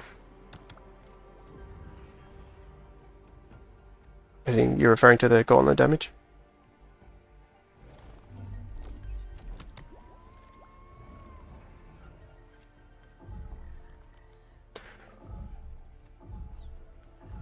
So this should be giving him 60 Omega power total. And 8 energy regen. Oh, you put a Volante down here.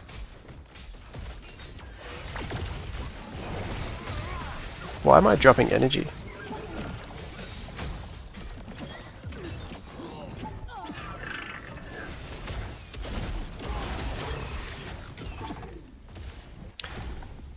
Why was my ranger dropping energy? That was weird. Or was he casting and already having that much energy? What does this Volante do? Image in 30 energy gain reduced. Oh, maybe he was reducing my energy gain. Something.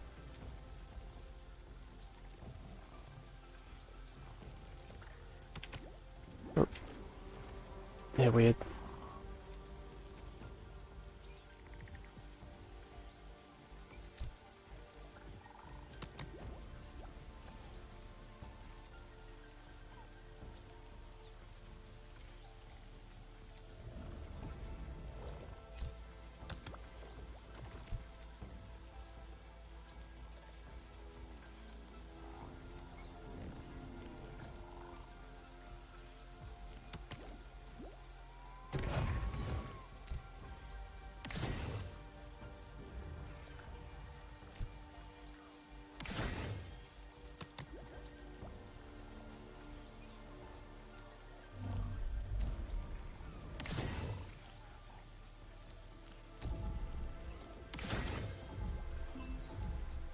See if he predicts my switch up on my ranger and he goes over here. But hopefully my Atlas should tank a fair bit of it. Phosphorus is kind of screwed. His attack speed reduced and his energy gain reduced.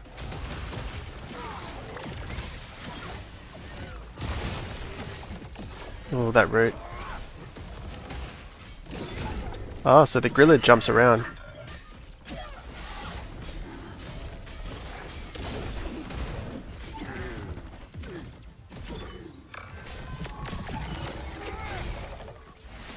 Far out, I got shit on. Alright, that wasn't from any bug. Maybe I get him again. It's good practice against that guy.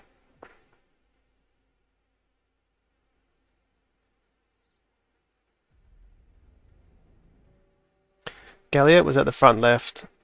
Assuming you mean Galliant. Yeah, he was tanking the Ripe Lance and the Monkia.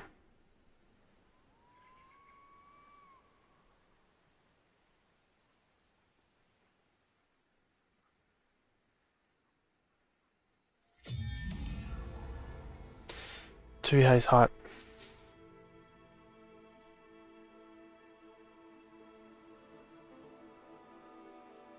Alright, this will be a bit less stressful. He's got no rogues. Surely I can beat this, right? Just don't want him getting Slayer.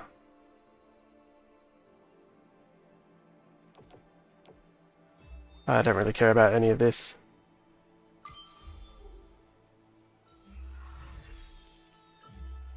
So Slayer would have allowed one of his Illuvials to jump to the back.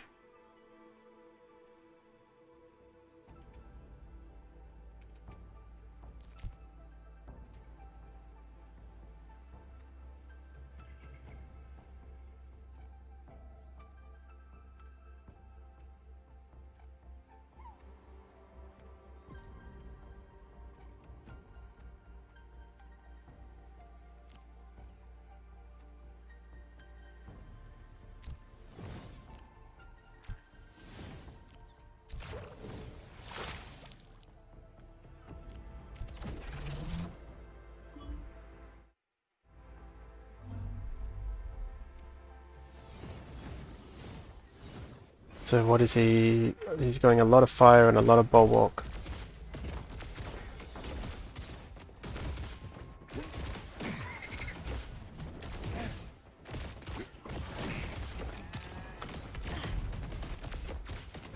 He's got no way to pierce his resistances. And then who's he having as a carry? Must just be Scoriox.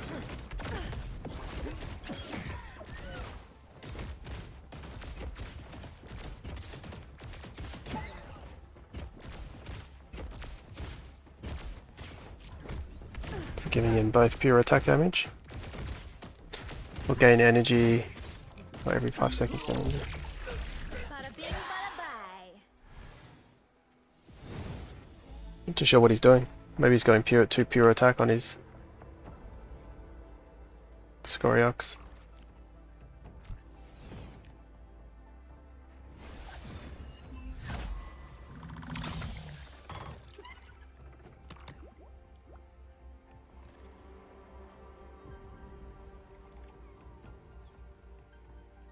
It's going to be super tanky.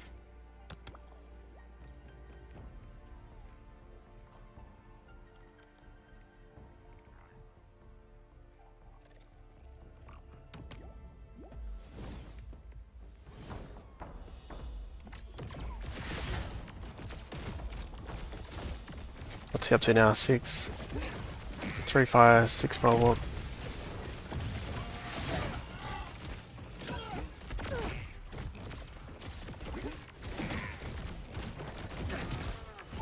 I'll save my rake. I'll put my rake down once I know where his Scoriox is.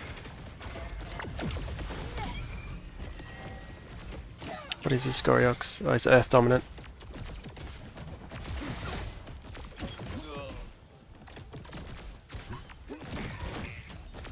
And Earth is strong against water, so my rake will actually be giving him hyper. Your download is Still might be worth it though, if I can get his tax speed reduction down.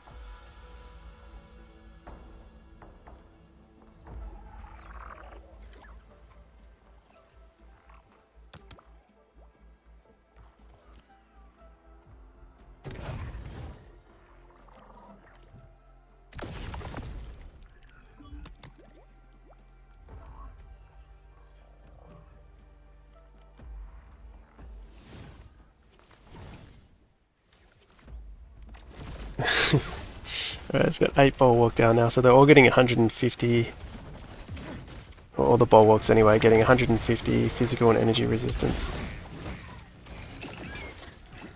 Oh, that was a huge stun by my Goliath.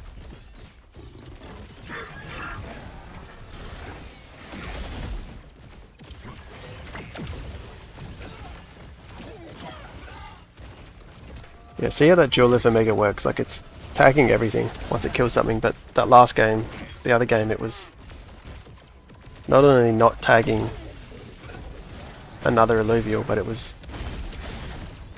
shooting at a corpse. Like someone that he had killed the previous Omega.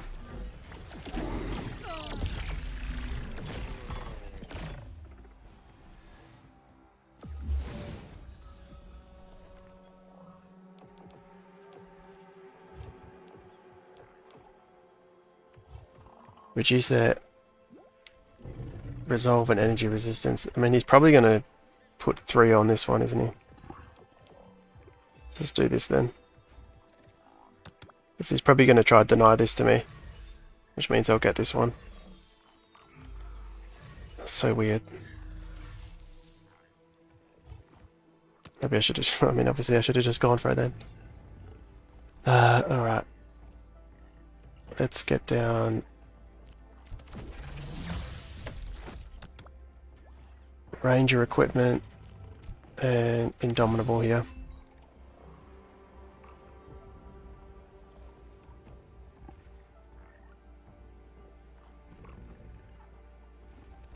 It's a lot easier when you're not playing rogues because you don't have to spend so much mastery points with repositioning different augments to try to protect your carries.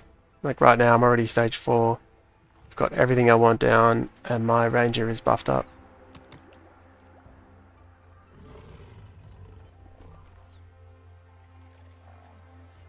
Surely he puts down his Scoriox now.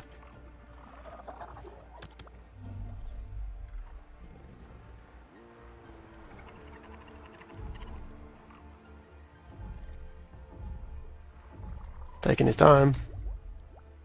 Tuihaze is a good player. He's in my guild hype.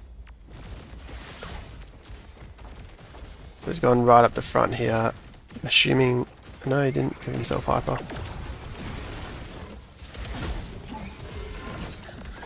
He just wants to be on my Julef as soon as possible.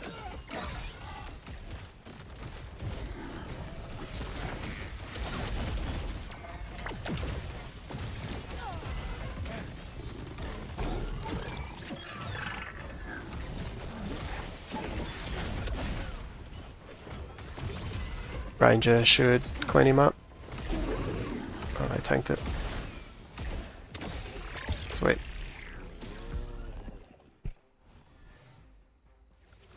So he's got his Ranger tanking my Ranger the whole time. So let's just try clean him up with the Rake then.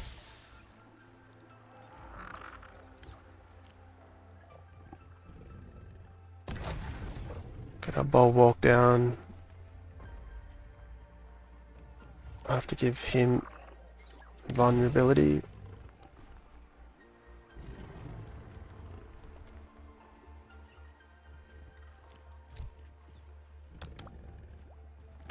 Give him Indomitable as well. Even if he swaps to this side, it's so expensive for him that I'm happy with that.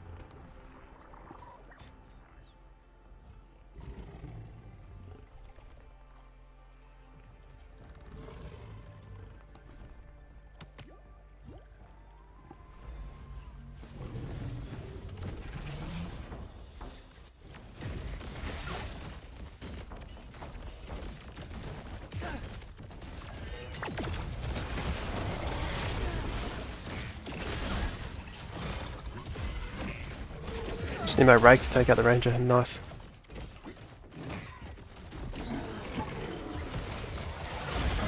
He put down the attack speed reduction here, which not sure why. Oh, done.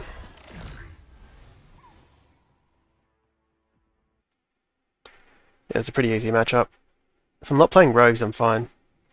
It's just the rogues that are giving me trouble. But like I said earlier, I think partly it's obviously a hard matchup, but partly I'm just not as experienced with rogues.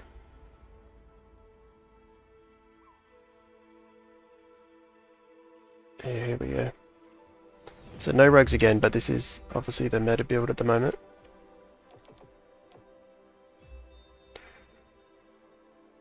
This one's so good. When they die, they give their 2 nearest allies invulnerability and 100 energy regen, or just a flat 100 energy.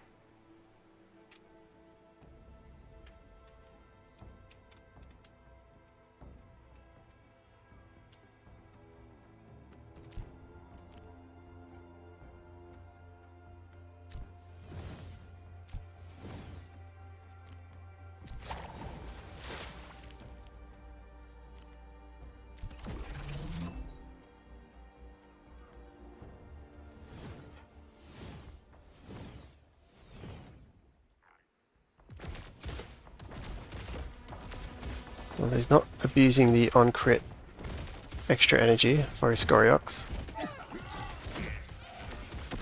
which is nice. You didn't know the augment that gives you energy attack on crit is a bit busted at the moment with Scoriox because it triggers on his AoE Omega.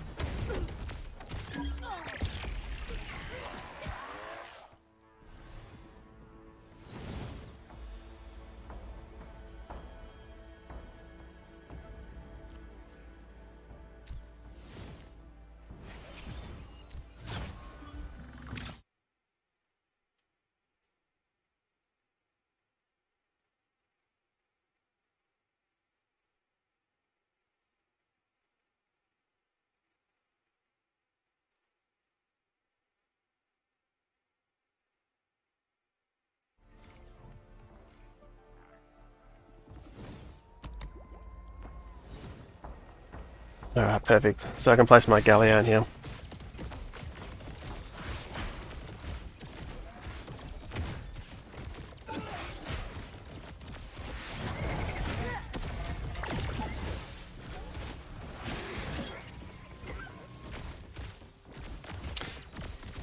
Get the ball down.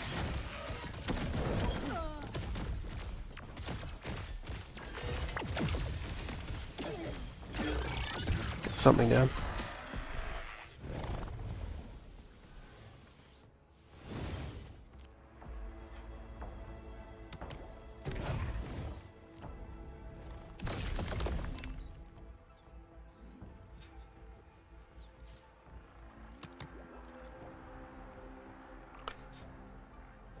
Alright, Blue, show me where you're putting your Scoro, so I can place the rake down.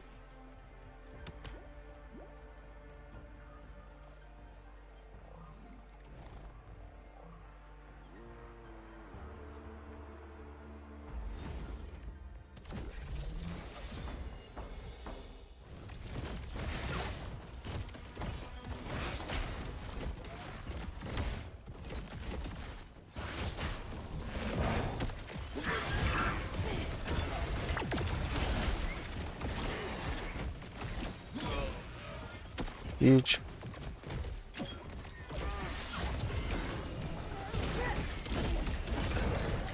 Should win this. Safe for us. Nice. Does he have a Phosphorus in his team? Yeah, he does.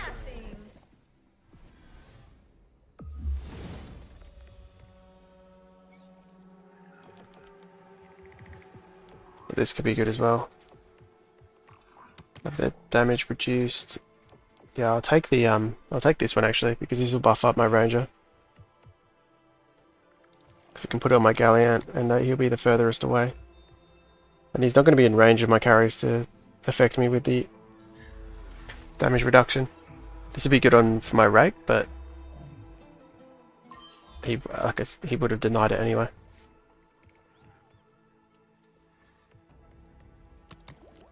Speaking of the rake, chuck him down.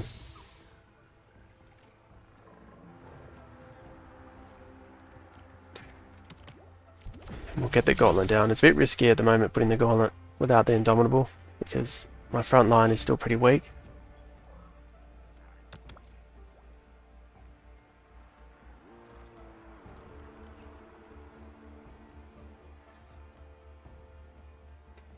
But they should chase my rake anyway. Like, it'll provide time. Even if they kill my galleon, they'll probably switch to, a couple of them at least will switch to the rake.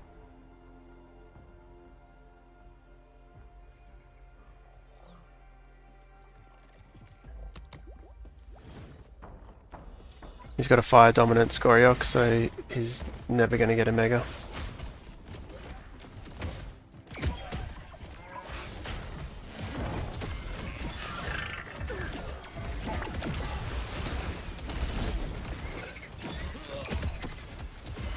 Yeah, so my rake's got aggro now.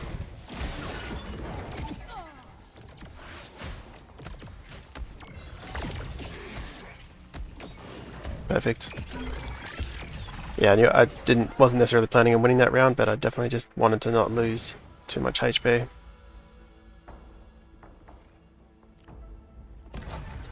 Chuck him down and let's start getting some indomitable down. So this will buff my ranger again here. And let's just have them gaining less energy. So this is a big power round for me. Okay, nice. He put the singe down at the back.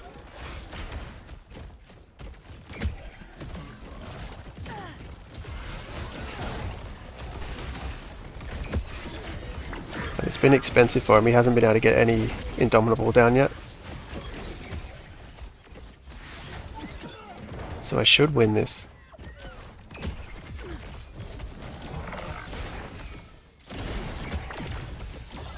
Yeah.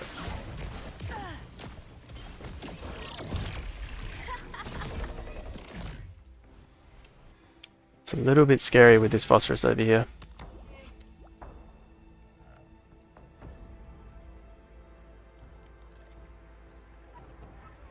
Oh, what I can do is I'll give him invuln. It's lasting a long time.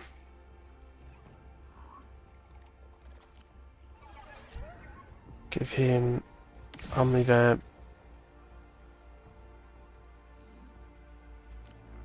Attack speed reduction, I think. And let's have them gain less energy. One more indomitable. What do you reckon? Should I chuck it on one of my carries?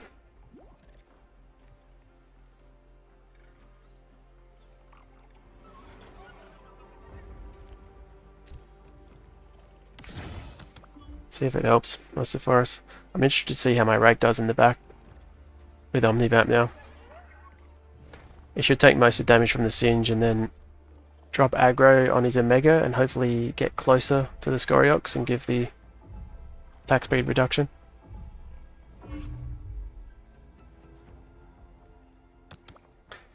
First time seeing Ranger doing so much damage. Yeah, the Ranger's so underrated. He was considered very OP at the start of when the game came out with water because his Gauntlet does a shitload of damage. But it's since got nerfed. But it's still very good.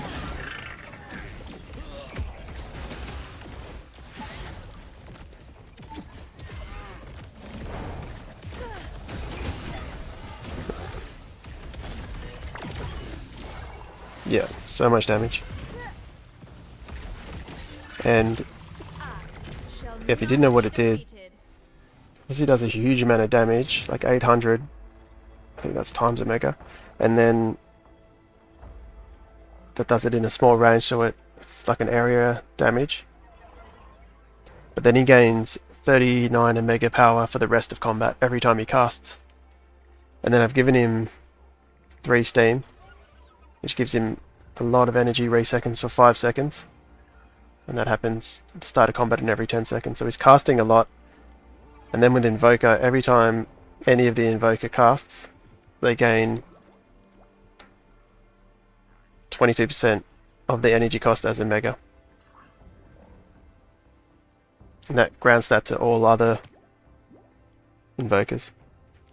I hope that all made sense. He's gaining a lot of Omega power. I'll scroll over his Omega power at the start of during this next one.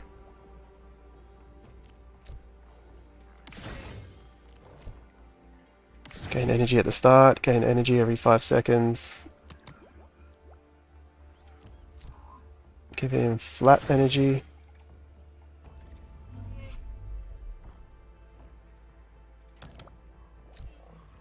And flat energy to everyone. I'm a bit worried. I mean, he can't switch too much up here, can he? Like the positioning, I've got him sorted on the front line. Oh, he's gone heavy this side. Okay. Anyway, so he's starting off at 150 Omega power, 159. Already up to 220 because he's casted and the other Invokers have cast. You can just see it going up like crazy. 450. And look at the damage chart. Yeah. And that was a quick game. So imagine playing like Empath or something.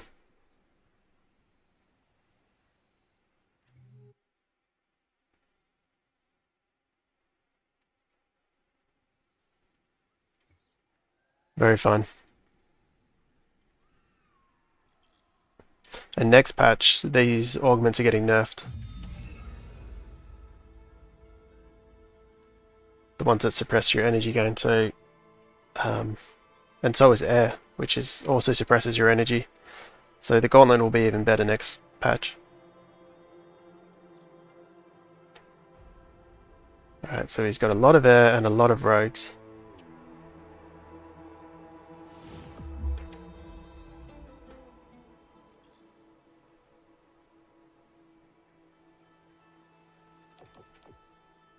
I'm gonna try take rogue, so I can get out of range of his rogues. The crit, I don't really care about reducing their crit and resolve and physical resistance.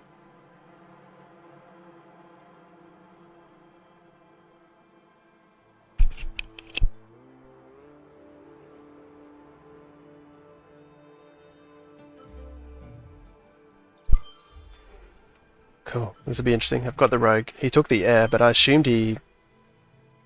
Oh, and I got that one as well. I assumed he probably already had, like, the right amount of air that he wanted, so I don't know if the augment will help.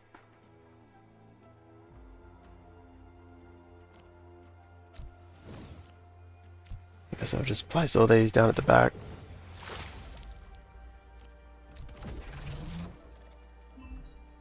Because he's pretty much got all rogues. All his damage, rogue, rogue, rogue, rogue.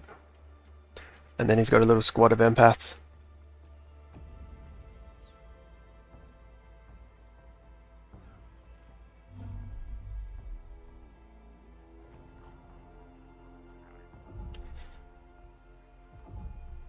Yeah, JK, I did see the stats for the first week on Epic Games Store. I don't know, what do you think? I thought it was good, but I guess some of the response is that it doesn't seem good, but in my opinion, none of them are bots. Like a lot of like Champions Arena came out on Gala Games recently, and every time they got to 100,000, well, they eventually got to 100,000 plus downloads, and they'd post about it, but 100% a lot of those are bots, because it's a game you can bot on, and you can earn on it as well, so the bots went crazy. Whereas I haven't seen any bots. I don't even know if you can bot this game. So they're all real people, real downloads, real people. The retention was good.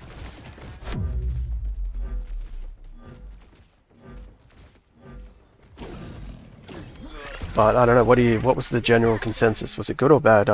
I thought it was okay, but they're not, like, on the surface, not impressive numbers, I guess, but it is good, I think. Nice build. Have you tried Rake as a secondary carry on this build? Yeah, definitely. I've got the attack speed here, and the Omni Vamp I can put on him. I don't really have any other damage augments because I kind of needed room, but I used to have the pure damage on him, but he seems to carry anyway with just the attack speed and maybe like reducing their attack speed.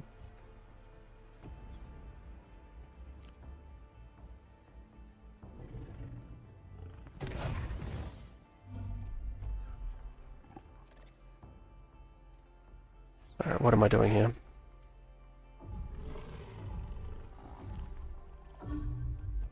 Save the mastery points. But even without augments, the rate a lot of the time is the top damage.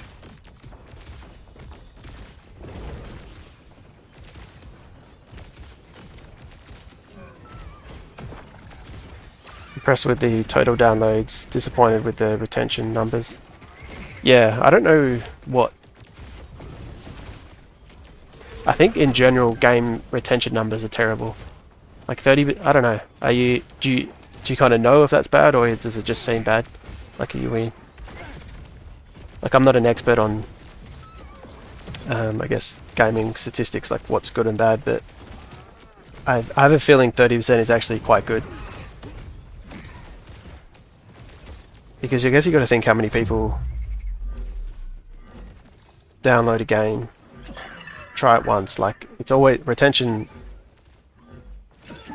I think what I'm trying to say is that I think 30% might be pretty good. It's just that a lot of studios don't show those numbers because like they never, retention percentage never kind of looks good, even though 30% could be. Because you just see that number and it looks like, oh wow, only 30% of players stay around, but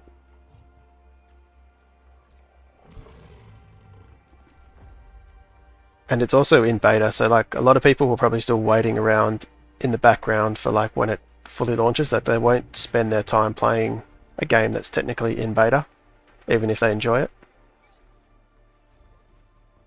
Because it just feels like it's not productive, or like it's not, you know, progress is going to get wiped or whatever kind of thing.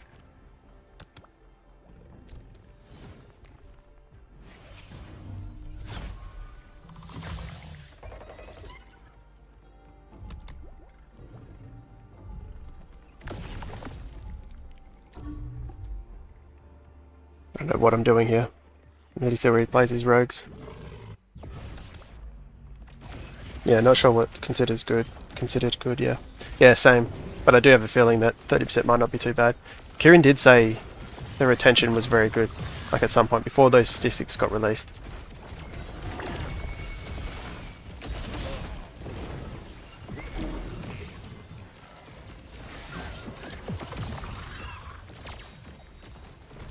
Like, I'm glad they released it for transparency and being honest, but there's also a part of me that's like,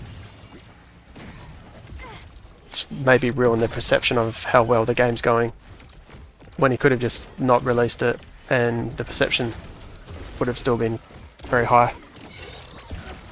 I don't know. shall not be defeated.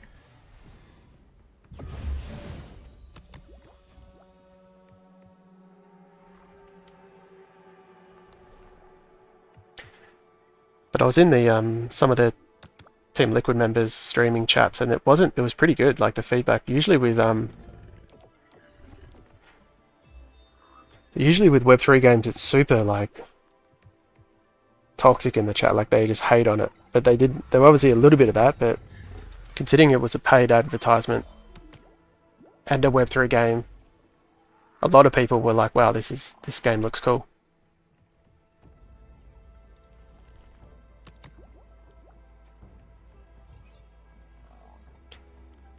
I didn't see there. Was my jeweler safe? Is he getting clipped by the Mega? I think he probably was, wasn't he?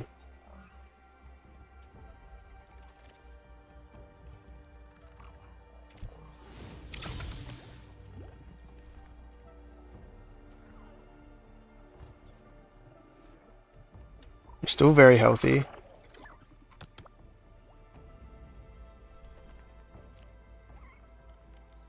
Why don't I just make him a rogue? I need to move my ranger, I'm pretty sure. Although he doesn't have an augment on him. He doesn't have his weapon at the moment. Let's blind everyone when he gets to 40% HP.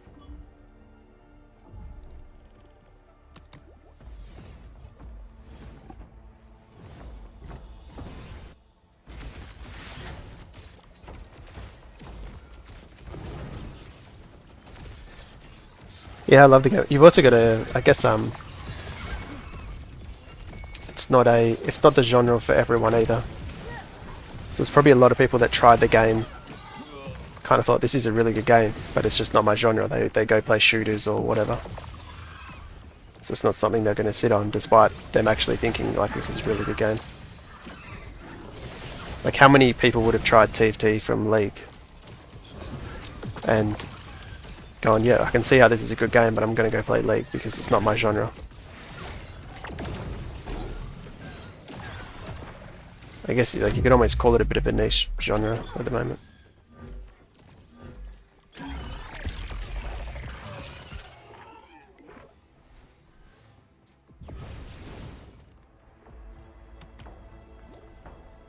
Be interesting to see when some kind of earnings or rewards for leaderboards come out.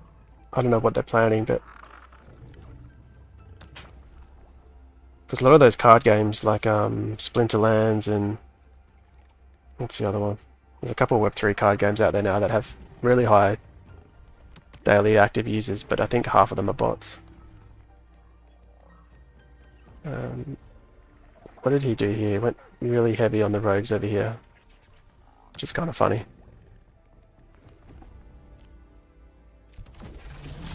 I lost that last round. I wasn't even paying attention.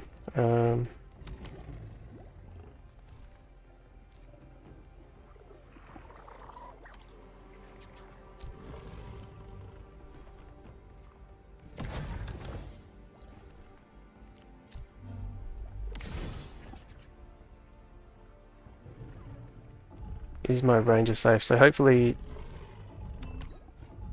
Dominable here will hold these guys up for a long time, and my ranger can throw something out over here.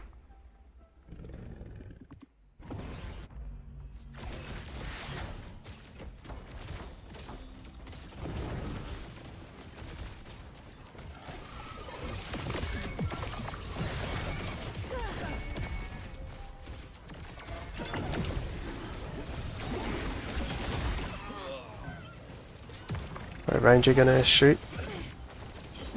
Yeah, nice. Oh, the familiar just lived.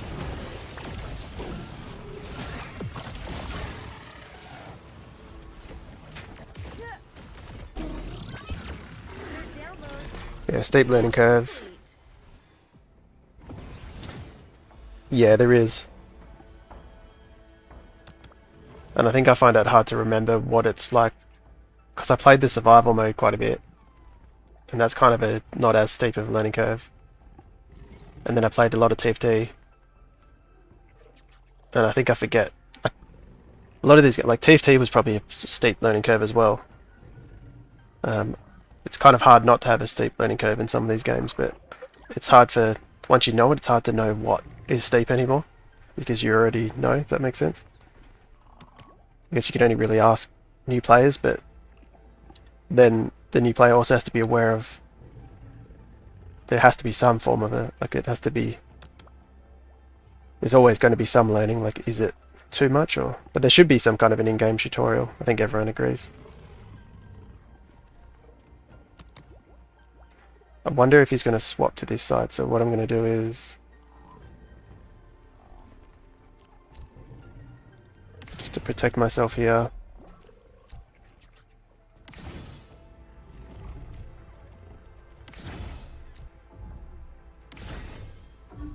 Oh my god, that was way too slow, I was too busy talking.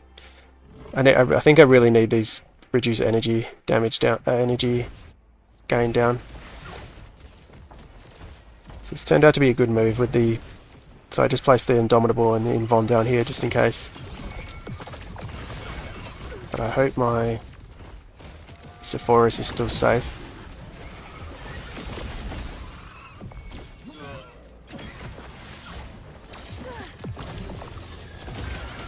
The Ranger cleaned up the Volante. Oh, nice, my Duelist went over here. Alright, so Omega's kind of got stuck here. Let's see if it bugs this time. Because I did have that one game where it Omega'd into his corpse again. No, I didn't this time, nice.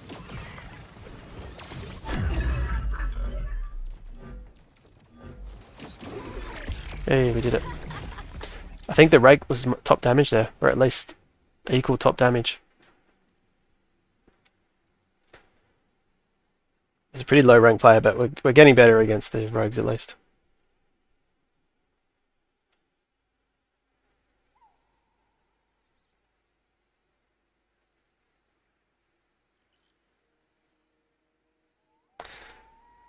Yeah, I think a MOBA type would be cool. It's nice that they've agreed to like have to pretty much do any game type. It's kind of whatever the community chooses. Even though that would probably take a long time to develop a MOBA.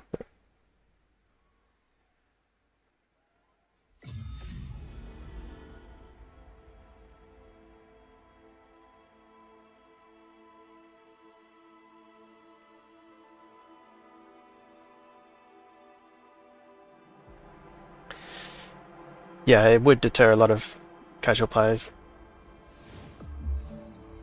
I almost don't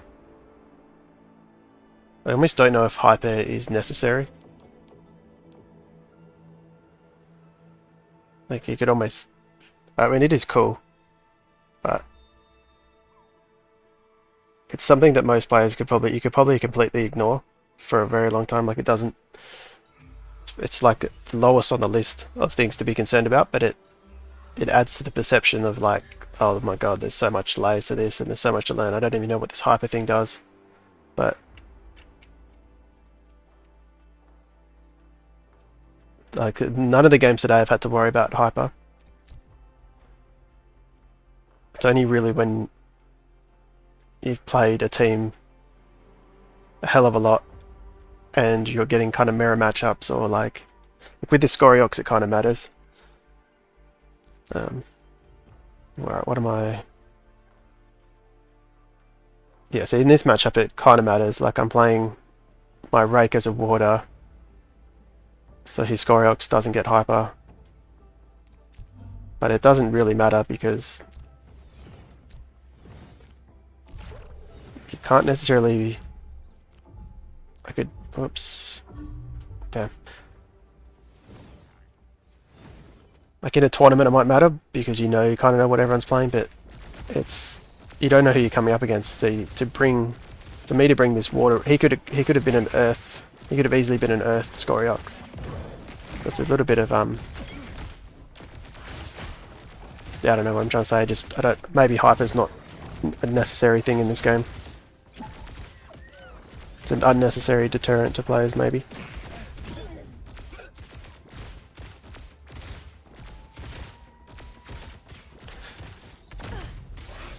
Although it is kind of a cool way, because like in Pokemon you have Earth, like you have the affinities or the types of rogues, like the types of Pokemon. So it is kind of a cool way to have the type of alluvial to be relevant in terms of if it's coming up against like water against fire. It's a unique way to do it, but I don't think it would have been balanced to have like directly, like water does increase damage against fire. I don't know if that would have been way harder to balance.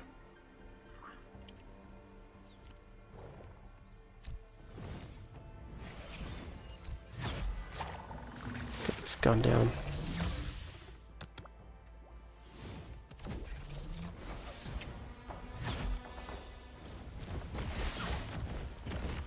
But having it this competitive, like the TL players have loved it. You can almost see them thinking how good of a competitive game this will be compared to like TFT and whatnot, and a lot of the biggest streamers are competitive streamers, right? So create a competitive game that's more compelling to competitive players. Then you have better tournaments and whatnot, so...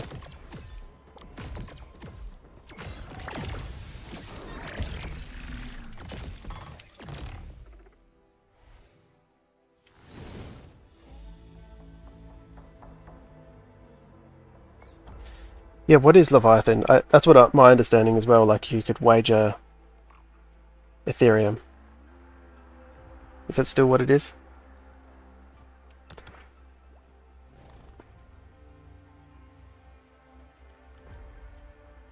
But honestly, these Web3 games, or the way they're monetizing everything, obviously being more popular the better, but it doesn't necessarily like success is also how much does the game make in terms of money, while obviously people are having fun. But like for example, Mirandus, like Gala Games Mirandus just sold Mystery Box. This game isn't going to be out for another 2 years. They just sold another like multi-million dollars worth of mystery boxes, and they've already sold like millions of dollars worth of assets for a game that's not going to be finished developing for like another couple of years. So my point is, like with Leviathan, and I guess just when NFTs come out, like I don't doubt at all that Illuvium is going to make a lot of money regardless of mass adoption. The mass adoption is just going to be a bonus, and obviously you want that for it to be a crazy success, but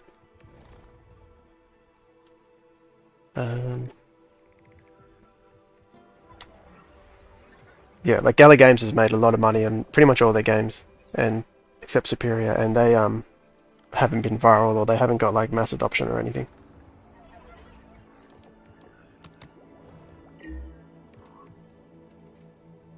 I wasn't paying attention.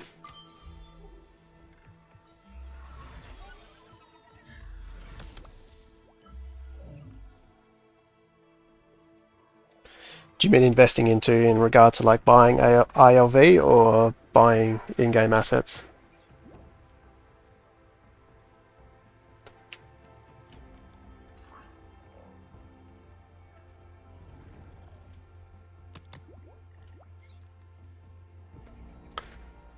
I need to pay attention a little bit more. This is good by him. He's protecting his Scoriox with his Raptorus, which is a good call. Maybe I put my Rake over here. Oh, is that a bad move?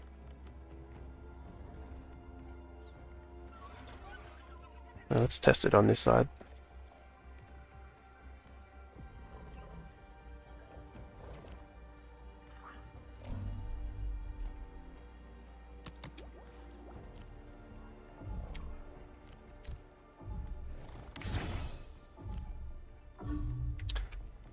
Holy shit, what am I doing? The reason I swapped that around is because I think I want the 6-second Indomitable over here, and I'll give him invulnerability as well as the 4 seconds.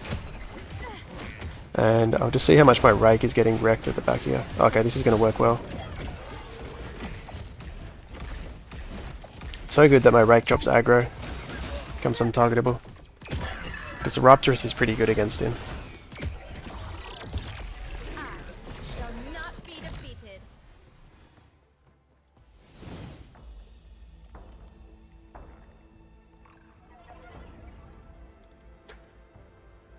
Yeah, linking all the games together.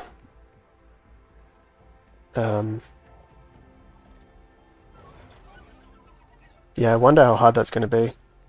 I wonder what the reaction's going to be when people playing this realise that all their Illuviums get taken away and now they have to catch them or buy them.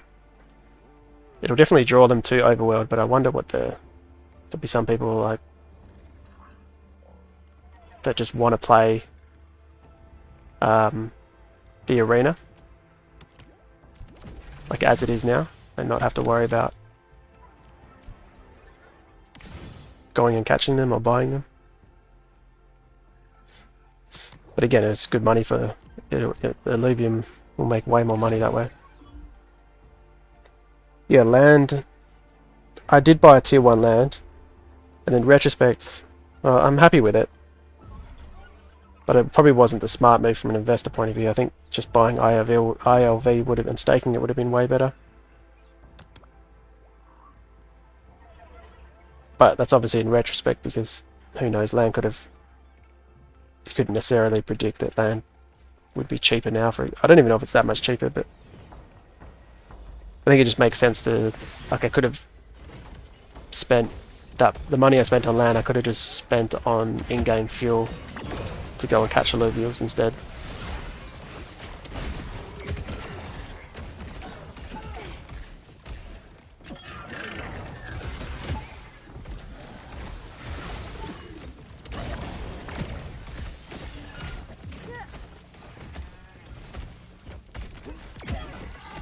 But in terms of buying ILV, I think it'll be very interesting if you think of most of the tokens have been released, so the supply is already out there.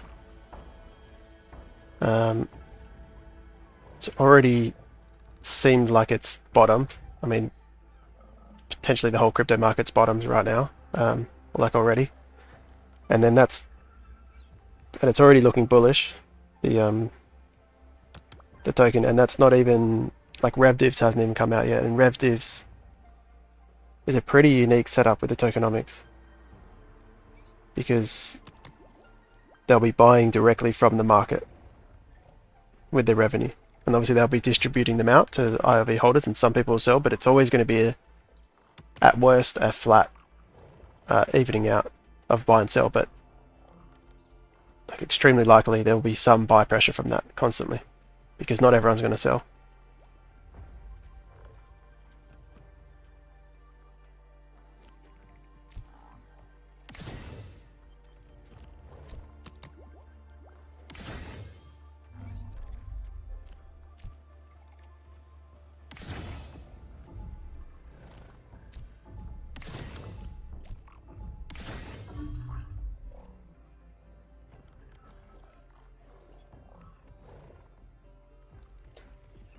How many tokens still locked? I looked at it a while ago. In terms of like the majority of people that it staked early,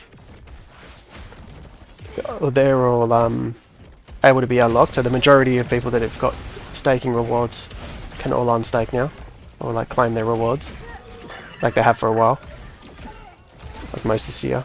In terms of the team, I think I'd have to look at it again, but I'm fairly confident the majority of seed investors in the team have been unlocked. Other than there was a more recent investment by a group, I think, and they theirs will be locked. Their more recent investment will be locked for a year or two or something. But I don't think that's like a concern. But you compare it to a lot of other projects, and they're mostly unlocked.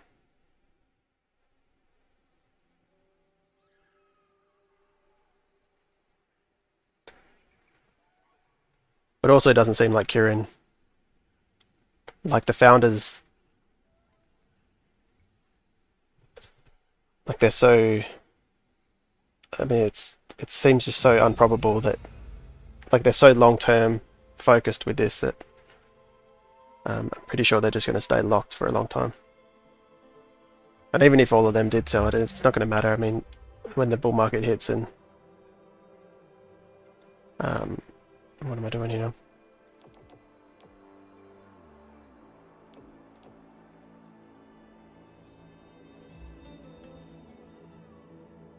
Yeah, what I'm trying to say is I don't think the token unlocks are hugely relevant anymore.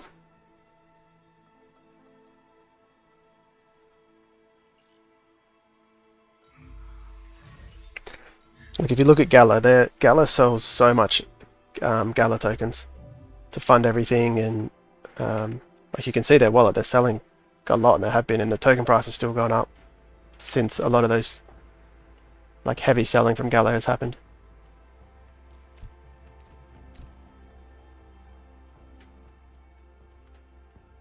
What am I playing? Invoker,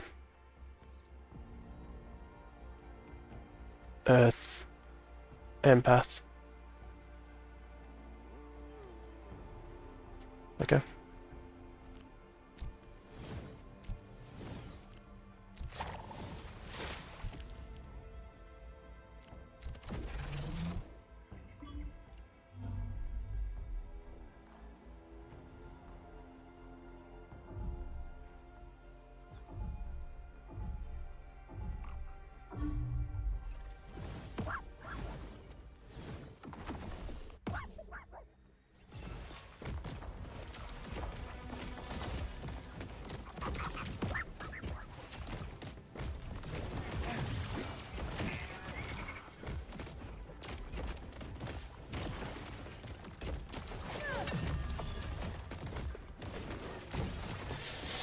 Yeah, it definitely has the potential.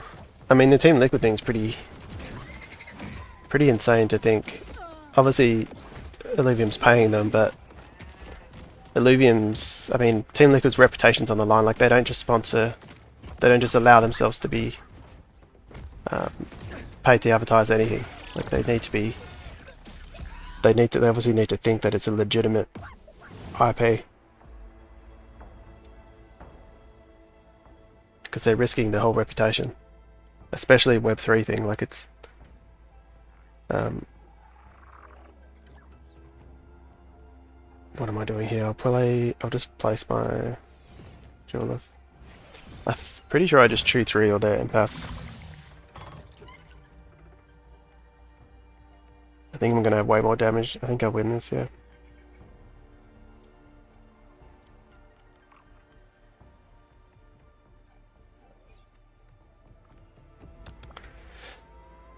So I think the selling off, let's have a look.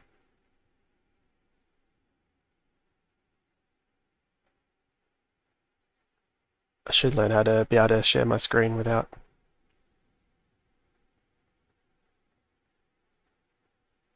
ILV sold off, Gala's sold off as well. And then if you look at honestly, I think there was a huge support at like $106. Like it's like I guess from a TA point of view, people and traders are probably looking at it as like it's potentially breaking back under that, like it didn't hold above. So there is a bit of TA stuff going on there potentially as well. I don't know if it's because of the Epic Games numbers. Maybe a little bit. Maybe it did a little bit like affect it, but like I said, Gala sold off a little bit as well. It was above 3 cents. But that sold off maybe as much, but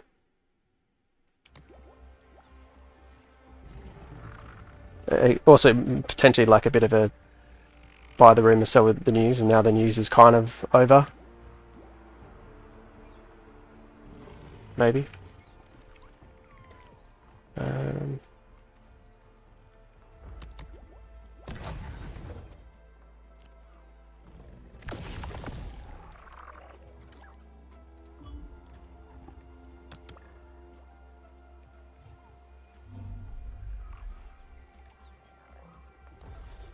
But yeah, I think from it's a little bit of TA as well. Like if you look at the people that have analyzing Illuvium just based off the charts and have no idea about the news, they would say that it just failed to hold above the resistance, and as soon as it started breaking down, it just kind of sells off a little bit, so people get scared that it's going to break down back down below.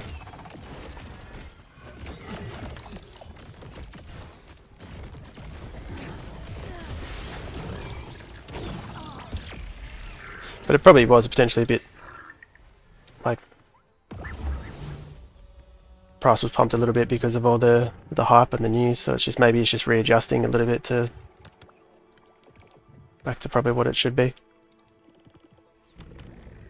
at this point. But a lot of the alts haven't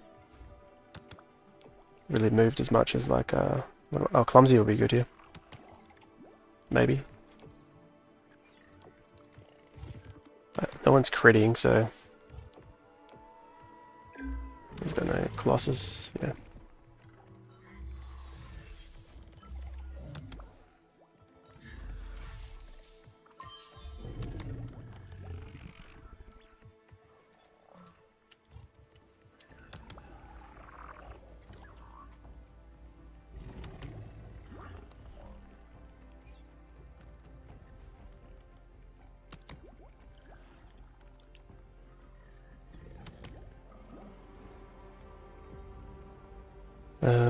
But in terms of the sell-off, like I think it's really hard to consider selling anything at the moment just because price is dropping a little bit.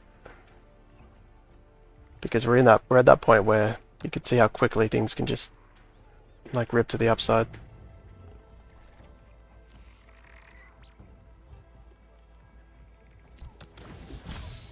Maybe I go Gauntlet here.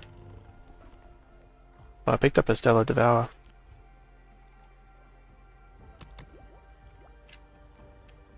Gauntlet, or I don't think it matters. I mean, I've got so many turns left in the pocket to get everything down, but this is really good. I need Indomitable on my Goliant. My Rake, I could put attack speed reduction, which is going to be huge. Or I just win this round. What was that? That was my that was my Gauntlet mostly. Yeah, the Ranger just destroyed them.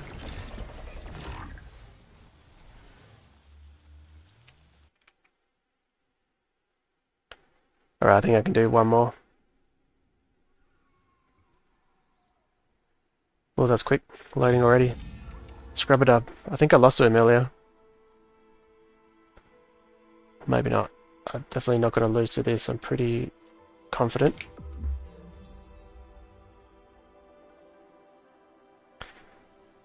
Ah, the rogues. On crit, it's 2 nearest allies.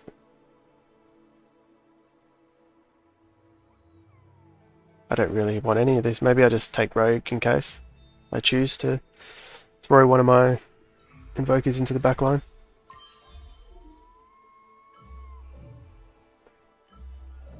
So he took the crit. What is he? What does he have that's critting?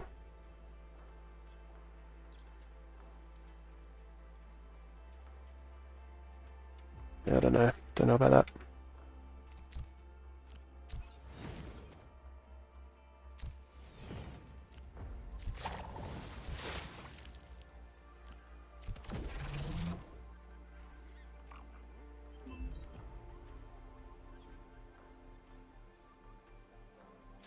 Yes, this is the... I'm fairly confident that I did that properly, and this is the link to the Invoker team. Like down below there'll be... Let me just check.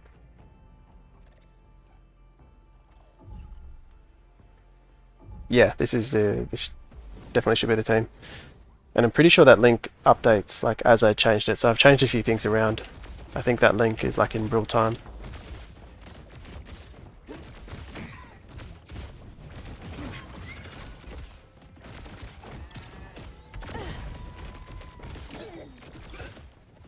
I would love to add in the Ophisto, the 4th Invoker, just for fun, but I don't think it's that good. I think I need this steam. I need the 3 steam for my Ranger and the Julef, and then the Rake is just so helpful.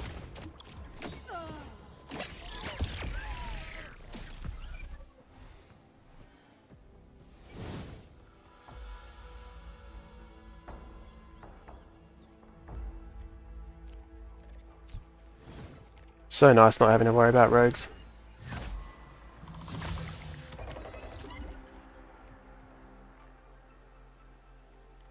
But I can just relax and play without stressing.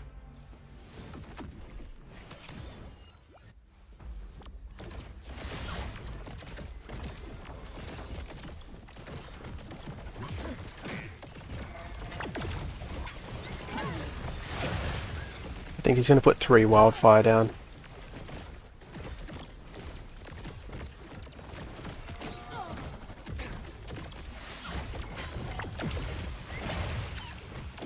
Alright, so he's mostly shooting over to my Ranger, which is good because I can reposition that.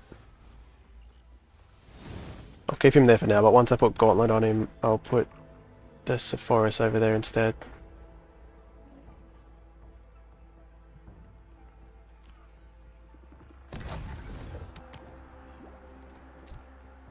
Actually, I might have to do that now instead, so I don't waste the mastery points later.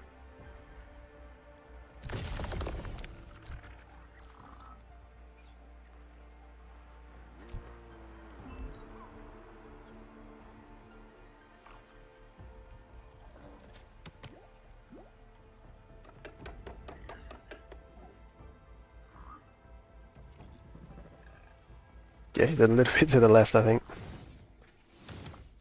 What is my camera doing?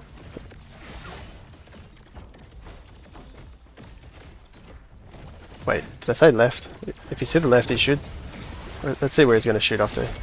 Oh no, it's still my Phosphorus. Oh yeah, of course, if he's to the left, the Phosphorus will be the furthest away.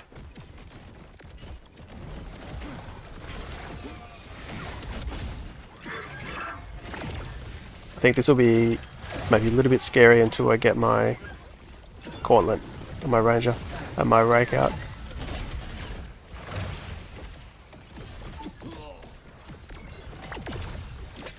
Take out a couple more.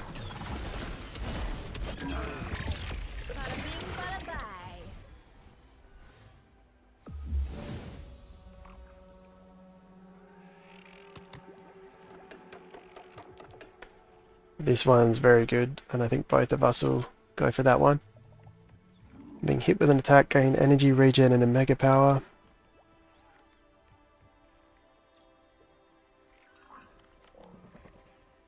Oh, I want that obviously. Furthest ally will gain energy regen and a mega power. I was thinking this one on my Rake. Oh, he took it. It gives me that. Did he really give me both? Wow.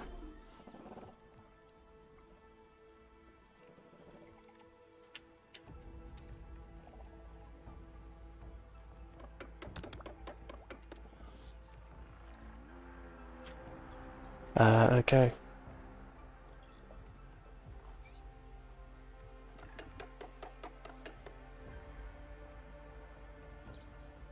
Who was dying first? I'll just wait and see who dies first before I put that down. I'll buff my ranger.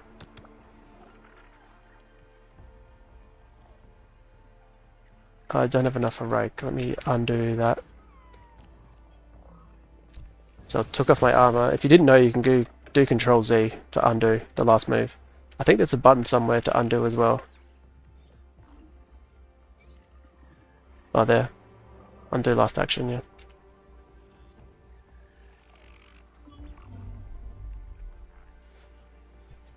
See if the gauntlet's enough. I've got an extra steam out and the gauntlet. But as long as yeah, I've got plenty of health. Like I said, I think I win this definitely eventually.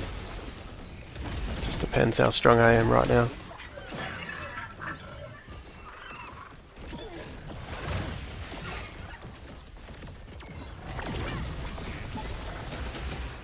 Couple more casts.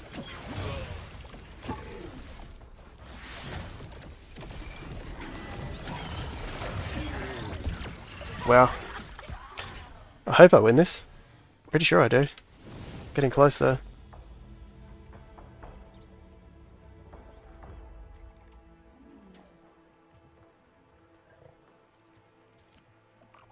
I think I really need to reduce their energy gain.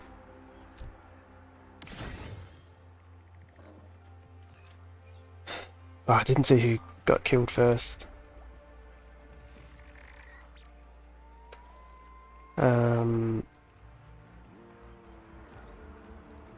Surely it's still my Gulliot.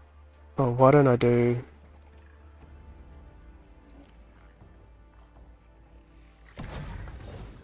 Get my 5 bulwark. Chuck that down. This could be really good, but I think I just need my ranger to be attacking more. This is kind of scary. Still a lot I need down.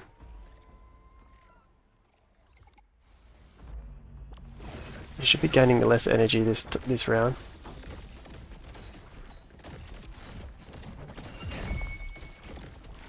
Okay, my ranger just did a lot of damage.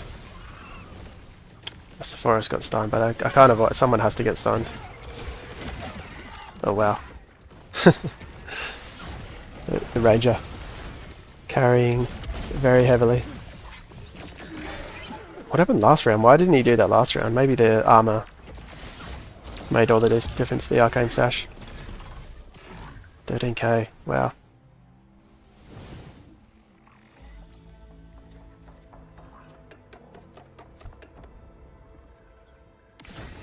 Less energy. Reduce their attack speed.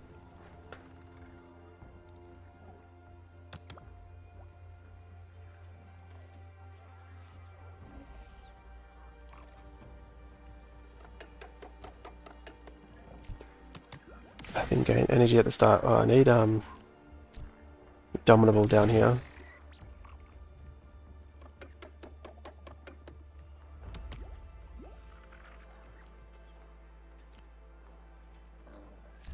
Let's have us gain more energy, I think. Alright, let's see if he switches anything up here. So what he should do here is there's a augment. He should always have an augment that in his deck that gives oh, he's got it here. So he could do area resolve. Because all my damage is physical, I mean energy. So if he planted energy resolve here, let's see if he does it. It's going to reduce my energy damage. Ooh, okay.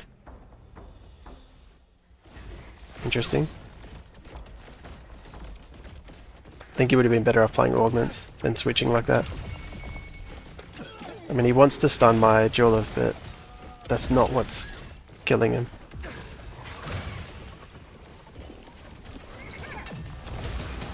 My range is up to 400 Omega now. Yeah, he's going to one-shot him this time.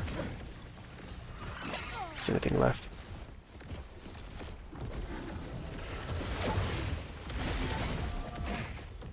I think he would have been better off staying there and planting all the resolve and just getting more augments down. Alright, I'm going to have to leave that there. Thanks for tuning in, guys. And yeah, I'm going to try to do this 3 times a week at least. Every second day. But yeah, thanks for tuning in. I'll see you next time.